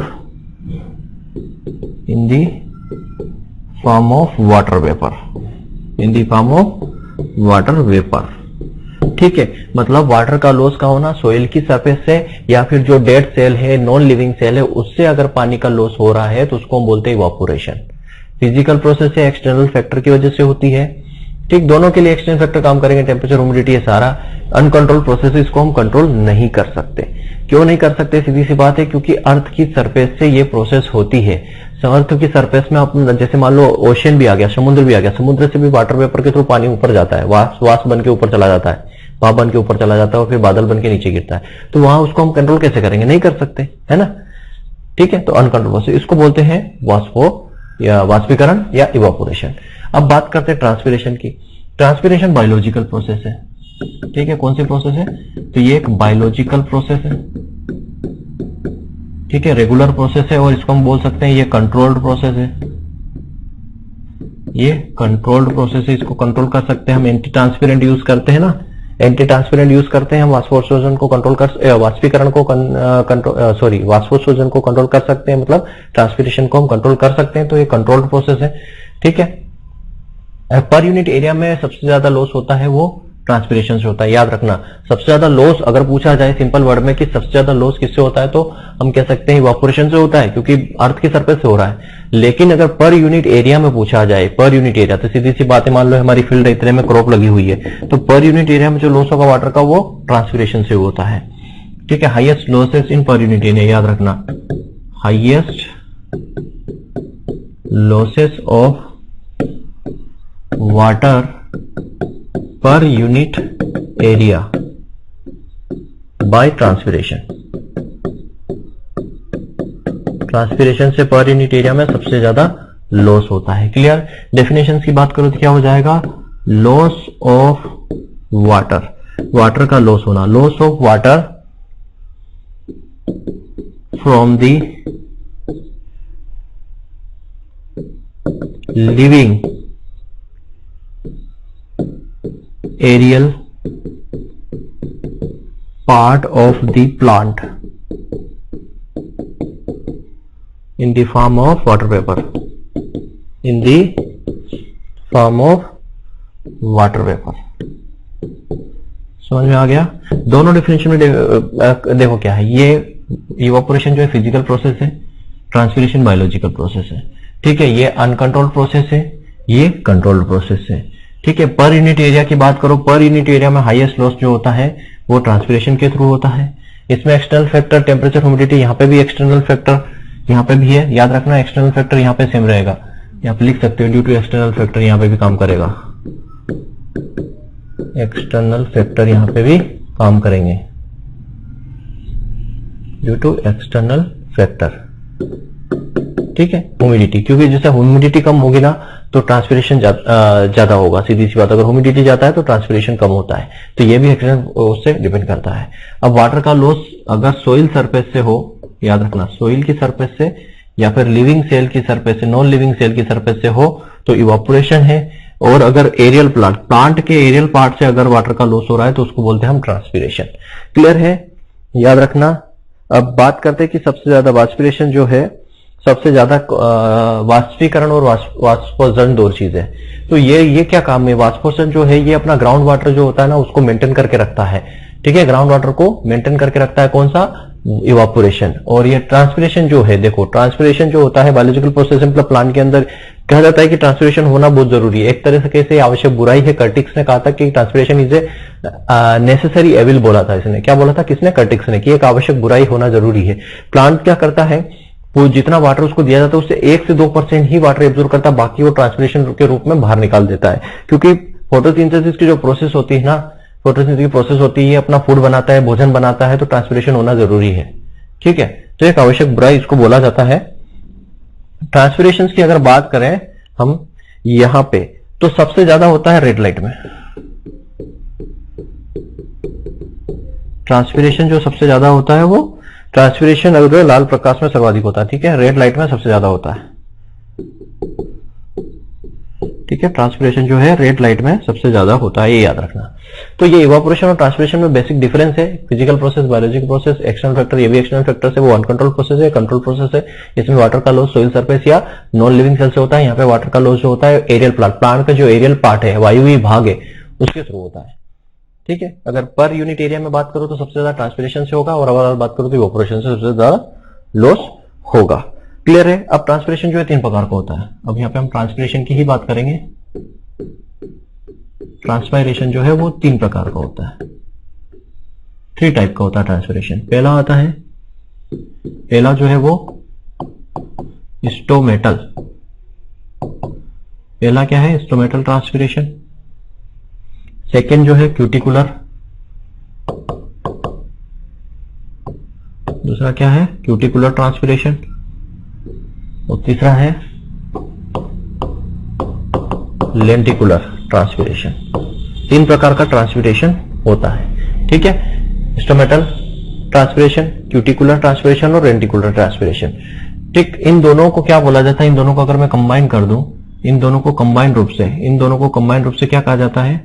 इसको और इसको, इन दोनों कंबाइन रूप से फोलियर ट्रांसपिरेशन कहा जाता है। याद रखना, फोलियर ट्रांसपायरेशन कहा जाता है। कंबाइंड रूप से इन दोनों को, स्टोमेटा और क्यूटिकल दोनों को मिलाकर फोलियर, मतलब ये जो है ये तो स्टेम से होगा, लेंटिसेल जो है स्टेम से होता है। ये फोलियर पार्ट मतलब कि ऊपर लीफ से होता है, ये दोनों लीफ से होते हैं इसलिए फोलियर बोला गया। ये लीफ से नहीं होता, ये जो वुडी प्लांट होते हैं, स्टेम्स होते हैं, उसकी सरफेस से होता है, लेंटिसेल्स होते हैं उसके अंदर। तो स्टोमेटल जो ट्रांसपिरेशन है, देखो स्टोमेटल जो ट्रांसपिरेशन है वो सबसे ज्यादा होता है। 80 to 90% जो ट्रांसपिरेशन होता है, 80 to 90% ट्रांसपिरेशन होता है, वो स्टोमेटल ट्रांसपिरेशन होता है। ठीक है, 80 to 90% स्टोमेटल ट्रांसपिरेशन। अब इसमें 80 to 90% में से भी 85% जो है वो एल्गी के थ्रू होता है, एल्गी के थ्रू होता है। ठीक, 80 to 90% मतलब 85% जो है वो एल्गी के थ्रू होता है। टोटल ट्रांसपिरेशन का जो 90% है, टोटल ट्रांसपिरेशन का 90% जो होता है वो इक्वेटिक प्लांट से होता है, इक्वेटिक प्लांट से होता है। ठीक, ओनली 10% जो है वो होता है टेरेस्ट्रियल से, टेरेस्ट्रियल प्लांट से होता है, मतलब जो लैंड पे प्लांट होते हैं उनसे। तो 90% जो एक्वेटिक से होता है, एक्वेटिक का 90% 85% एल्गी से हो जाता है। ठीक है, ये यहां एल्गी लिखने का जरूरत नहीं है। क्लियर है? ट्रांसपिरेशन, टोटल ट्रांसपिरेशन मान लो कितना होता है? 99%। मैं बताऊंगा, ट्रांसपिरेशन जो होता है वो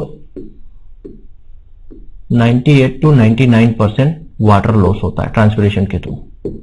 कितना होता है? लॉस ऑफ वाटर, लगभग 98 to 99% वाटर का लॉस होता है। उसमें से 90% जो है वो एक्वेटिक से होता है, और उसका 10% जो है वो टेरेस्ट्रियल प्लांट से होता है। ट्रांसपिरेशन मतलब जो है प्लांट जो है केवल 1 से 2% ही वाटर एब्जॉर्ब करते हैं। याद रखना, प्लांट जो है 1 से 2% ही वाटर को एब्जॉर्ब कर पाते हैं। 99% वाटर का लॉस ट्रांसपिरेशन से होता है। 99 में से 90% एक्वेटिक से होता है, 10% जो है वो टेरेस्ट्रियल मतलब कि जो जमीन पे जो पौधे होते हैं उनसे होता है, 90% जो है पानी वाले पौधे हो गए। ठीक है, अब इंस्ट्रूमेंटल जो ट्रांसपिरेशन होता है वो 80 से 90% होता है। मतलब कि क्या होता है, जो प्लांट होता है, प्लांट के अंदर जो होते हैं स्मॉल पोर्स होते हैं, छोटे छोटे पोर्स होते हैं, जिनको स्टोमेटा कहते हैं। ठीक है, ये प्लांट्स है, ये प्लांट की मान लो लीफ है। ठीक, इस प्लांट की लीफ पे क्या होते हैं कि छोटे छोटे स्पोर्स होते हैं ये। ठीक है, छोटे छोटे, जनरली लोअर पार्ट पे सबसे ज्यादा होता है, हाईएस्ट इन लोअर पार्ट पे ज्यादा होते हैं पोर्स। ये जो स्मॉल स्पोर्स कहलाते हैं, ये पोर्स क्या होते हैं? स्टोमेटा होते हैं। इस स्टोमेटा से 80 से 90% क्या होता है, वाटर का लॉस होता है। ठीक है, स्टोमेटा का अलग से डायग्राम भी बना के बताऊंगा मैं, क्या है वो आगे जब पढ़ेंगे स्टोमेटा को। दूसरा होता है क्यूटिकुलर। क्यूटिकुलर क्या होता है, देखो मान लो ये हमारी लीव्स है, ठीक है, ये लीव्स है। अब लीव्स पे क्या होती है, एक ऊपर लेयर होती है, वैक्सी लेयर्स होती है। ये तो एपिडर्मिस हो गई, एपिडर्मिस। एपिडर्मिस के ऊपर एक वैक्स लेयर होती है, वैक्स लाइक लेयर होती है। वो वैक्स लाइक लेयर क्या होती है, क्यूटिकल, क्यूटिकल होती है। वैक्स लाइक लेयर क्या होती है, क्यूटिकल्स होती है। उस क्यूटिकल से जब वाटर का लॉस होता है, ठीक, इस क्यूटिकल से जब वाटर का लॉस होता है उसको क्यूटिकुलर ट्रांसपिरेशन कहते हैं। क्यूटिकुलर ट्रांसपिरेशन क्या हो गया, मान लो ये लीप्स है, लीप्स में ये क्या होती है, एपिडर्मिस होती है। एपिडर्मिस के ऊपर एक वैक्सी लेयर होती है, वैक्स लेयर होती है। उस वैक्स लेयर को क्या कहते हैं, क्यूटिकल्स कहते हैं। और उस क्यूटिकल से क्या होता है, वाटर का लॉस होता है, तब उसको क्यूटिकुलर ट्रांसपिरेशन कहते हैं। और ये लगभग कितना होता है, 3 to 9% वाटर का लॉस होता है क्यूटिकुलर ट्रांसपिरेशन के थ्रू। ठीक, फिर लेंटिकुलर क्या होता है, मान लो ये प्लांट है, प्लांट का क्या हमारा स्टेम है, ठीक है, स्टेम है। तो ये किससे होता है, पहली चीज तो वुडी प्लांट से होता है, woody plant, stem of woody plant, stem of woody plant से होता है लेंटिसेल। ठीक है, वो स्टेम ऑफ वुडी प्लांट में क्या होता है, माइन्यूट पोर होते हैं, माइन्यूट पोर होते हैं, जिसे क्या कहा जाता है, जिसे लेंटिसेल्स कहते हैं, जिसे लेंटिसेल्स कहते हैं, लेंटिसेल्स कहते हैं। तो ये स्टेम पे यहां क्या होता है, माइन्यूट पोर होते हैं, ठीक है, इन्हें क्या कहते हैं, लेंटिसेल्स कहते हैं। तो लेंटिसेल के थ्रू जब वाटर का लॉस होता है तो लेंटिकुलर कहते हैं, ये होता है 0.1 to 1%, 0.1 to 1%। तो क्लियर हो गया, तीन तरीके का मतलब ट्रांसपिरेशन जो होता है वो 99% वाटर लॉस होता है ट्रांसपिरेशन के थ्रू। 1 से 2% ही पानी प्लांट ले पाता है। 99% होता है, उसमें से 90% जो होता है वो एक्वेटिक प्लांट से होता है, और 10% जो होता है वो टेरेस्ट्रियल प्लांट से होता है, मतलब कि जो जमीन पे प्लांट उगते हैं उनसे होता है। 3 प्रकार का ट्रांसपिरेशन होता है, स्टोमेटल, क्यूटिकुलर और लेंटिकुलर। स्टोमेटल मतलब कि पत्तियों में छोटे छोटे से रंध्र पाए जाते हैं, जिनको स्टोमेटा कहते हैं, है ना, छोटे छोटे से पोर्स होते हैं, उनको स्टोमेटा कहते हैं। और स्टोमेटा से 80 से 90% क्या होता है, ट्रांसपिरेशन होता है। फिर क्यूटिकुलर, क्यूटिकुलर क्या होता है, प्लांट्स की जो लीव्स होती है, लीव्स के ऊपर एक एपिडर्मिस होती है, एपिडर्मिस के ऊपर वाला जो पार्ट होता है वैक्स लेयर्स बन जाती है, उस वैक्स लेयर को क्यूटिकुल्स कहते हैं। और क्यूटिकुल से जब ट्रांसपिरेशन होता है तो क्यूटिकुलर ट्रांसपिरेशन कहते हैं, वो 3 से 9% होता है। लेंटिसेल जो होता है ये वुडी प्लांट, वुडी प्लांट जो होते हैं, कोस्टी प्लांट पौधे होते हैं, उनके जो स्टेम होता है उसके स्टेम में माइन्यूट पोर पाए जाते हैं, जिनको लेंटिसेल्स कहते हैं। उससे जब ट्रांसपिरेशन होता है तो लेंटिकुलर ट्रांसपिरेशन कहते हैं, और वो 0.1 से लेकर 1% तक होता है। क्लियर है, ये तो हो गया वाटर लॉस, पानी का लॉस कैसे हो रहा है। अब बात करते हैं एंटी ट्रांसपिरेंट की। एंटी ट्रांसपायरेंट, अब उसको बचा। अब ये हमने पढ़ा है कि ट्रांसपिरेशन को हम कंट्रोल कर सकते हैं, कंट्रोल प्रोसेस है। तो कैसे एंटी ट्रांसपिरेशन का यूज, एंटी ट्रांसपिरेंट यूज करते हैं। सबसे पहला आता है stomatal closing type, stomatal closing type. भाई स्टोमेटा अगर क्लोज हो जाएंगे तो ट्रांसपिरेशन नहीं होगा। तो स्टोमेटा क्लोजिंग टाइप में क्या यूज कर सकते हैं, एक तो होता है 2,4-D, 2,4-D का स्प्रे करोगे तो स्टोमेटा क्लोज हो जाएंगे। दूसरा है एट्राजिन, तीसरा है फिनाइल वल्क्यूरिक एसिड। ये लगभग 2 वीक तक याद रखना, फिनाइल वल्क्यूरिक एसिड जो है लगभग 2 सप्ताह तक क्लोज करके रखता है स्टोमेटा फॉर 2 वीक्स। स्टोमेटा को 2 सप्ताह तक या 2 सप्ताह से ज्यादा टाइम तक क्लोज करके रखता है। 2,4-D हो गया, एट्राजिन हो गया, और PMA हो गया, पोटेशियम मेटाबाइसल्फेट हो गया, पोटेशियम मेटाबाइसल्फेट। ये जो है क्या है, स्टोमेटल क्लोजिंग टाइप, मतलब इनसे ये इस केमिकल का यूज करने पर स्टोमेटा क्लोज हो जाएंगे। जब स्टोमेटा क्लोज हो जाएंगे तो ट्रांसपिरेशन नहीं होगा। दूसरा होता है film forming type. Film forming type मतलब कि एक फिल्म बन जाएगी, फिल्म बन जाएगी जिससे वो नहीं होगा। तो इसके अंदर क्या आता है फिल्म फॉर्मिंग टाइप में, हेक्साडेकेनॉल, हेक्साडेकेनॉल यूज कर सकते हो, मोबी लीफ यूज कर सकते हो, वैक्स यूज कर सकते हो, सिलिकॉन, ये आप यूज कर सकते हो स्टोमेटा को क्लोज करने के लिए। तो ये फिल्म फॉर्मिंग टाइप है, ये यूज करते हो तो फिल्म बन जाती है। जैसे वैक्स यूज करोगे तो पतली सी फिल्म बन जाएगी, है ना, ये थिक वाले में आता है ऐसे, ठीक है। थर्ड में आता है reflecting type.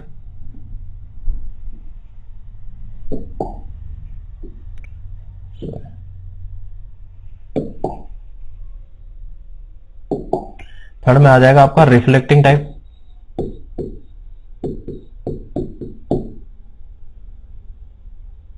Reflecting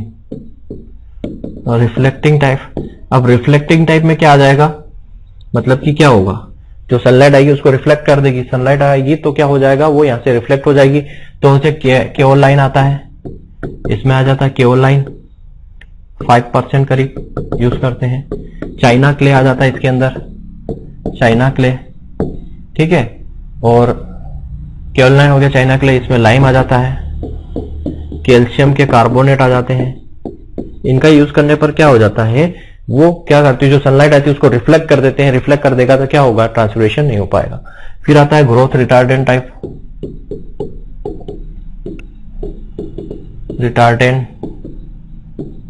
growth retardant type में मोस्ट इंपोर्टेंट है साइकोसिल, ट्रिपल सी,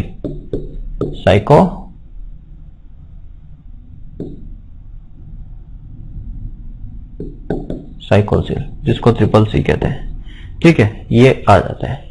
अब जो है ट्रांसपिरेशन को कैसे मापा जाता है, तो पोटोमीटर यूज करते हैं, याद रखना, पोटोमीटर यूज किया जाता है ट्रांसपिरेशन को मेजर करने के लिए, पोटोमीटर का यूज किया जाता है। कैसे मेजर करते हैं, तो पोटोमीटर से इसको मेजर किया जाता है। क्लियर है। अब थोड़ा सा इंस्ट्रूमेंटर देख लेते हैं ना, क्या स्ट्रक्चर होता है, कुछ इस टाइप का।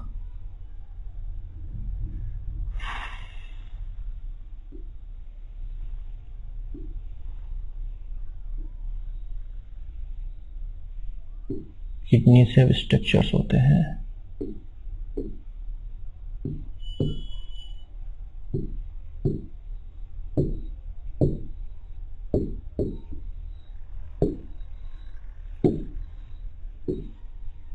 इस टाइप का स्ट्रक्चर होता है, ठीक है। यहाँ पे हमारा क्या होता है, क्लोरोप्लास्ट होता है। ये जो है हमारा क्लोरोप्लास्ट है, जहाँ पे फोटोसिंथेसिस होता है, क्लोरोप्लास्ट जहाँ पे फोटोसिंथेसिस होता है, ठीक है। ये जो होती है हमारी आउटर लेयर होती है। यहाँ पे क्या होता है कि इनर लेयर होती है, ठीक है। ये जो लेयर है ये इनर लेयर होती है, ये इनर लेयर होती है। ये जो है स्टोमेटल पोर हो गया, स्टोमेटल पोर हो जाए, जहां से क्या होता है, ट्रांसपिरेशन होता है। ये एपिडर्मिस है, ठीक है। और ये जो सेल है हमारी, ये जो सेल है ये वाली, ये गार्ड सेल है। कौन सी सेल है, गार्ड सेल। इसको क्या कहा जाता है, गार्ड सेल कहा जाता है। तो दोनों जो किडनी शेप की सेल्स होती है गार्ड सेल होती है। अब भी गार्ड सेल दो तरह की होती है, एक होती है किडनी शेप, गार्ड सेल जो होती है दो तरह की होती है, किडनी शेप, एक तो होती है किडनी शेप में जैसे आपको दिख रही है, और एक होती है डम्बल शेप, एक होती है डम्बल शेप। किडनी शेप जो होती है मोनोकोट जो प्लांट होते हैं, मोनोकोट प्लांट के अंदर किडनी शेप के पाए जाते हैं गार्ड सेल। और ये जो होती है डाइकोट के अंदर, याद रखना, डाइकोट के अंदर जो डंबल शेप के और मोनोकोट प्लांट के अंदर किडनी शेप की गार्ड सेल्स होती हैं। क्लियर है क्या। तो इस तरीके का होता है, ये स्टोमेटा का स्ट्रक्चर है, स्ट्रक्चर ऑफ स्टोमेटा। अब यहाँ पे थोड़ी सी बात करते हैं कि इसकी मैकेनिज्म क्या है, स्टोमेटा क्लोजिंग और ओपनिंग के लिए मैकेनिज्म क्या होते हैं। तो थोड़ा सा मैं आपको बता दूं मैकेनिज्म क्या होंगे। तो इसमें मोस्ट इंपॉर्टेंट है, मैं बोल दूं कि mechanism for closing and opening of stomata. Stomata close होता है, ओपन होता है, उसके लिए मैकेनिज्म काम करता है। तो कई सारे मैकेनिज्म है, ठीक है, कई सारे मैकेनिज्म है, लेकिन मोस्ट इंपॉर्टेंट है, जो मोस्ट एक्सेप्टेड है वो याद रखना, ये आ जाएगा आपका K+H+ ion exchange theory,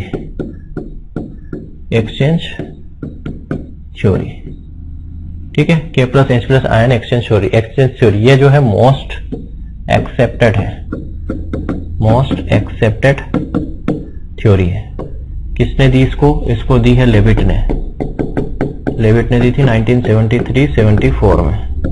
most accepted theory है। इसके अंदर क्या होता है, पूछा जाता है कि स्टोमेटा ओपनिंग और क्लोजिंग के लिए कौन सा एलिमेंट काम करता है, कौन सा जो है एलिमेंट काम करता है तो पोटेशियम। याद रखना, ये पूछा जाता है एग्जाम में, पोटेशियम जो है काम करता है इसके लिए।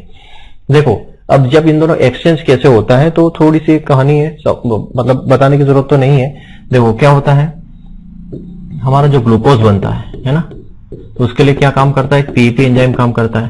पीईपी से क्या बनता है, ऑक्जेलिक एसिटिक एसिड बनता है 4 कार्बन वाला। ये क्या करता है, ये इससे बनता है क्या, मेलिक एसिड।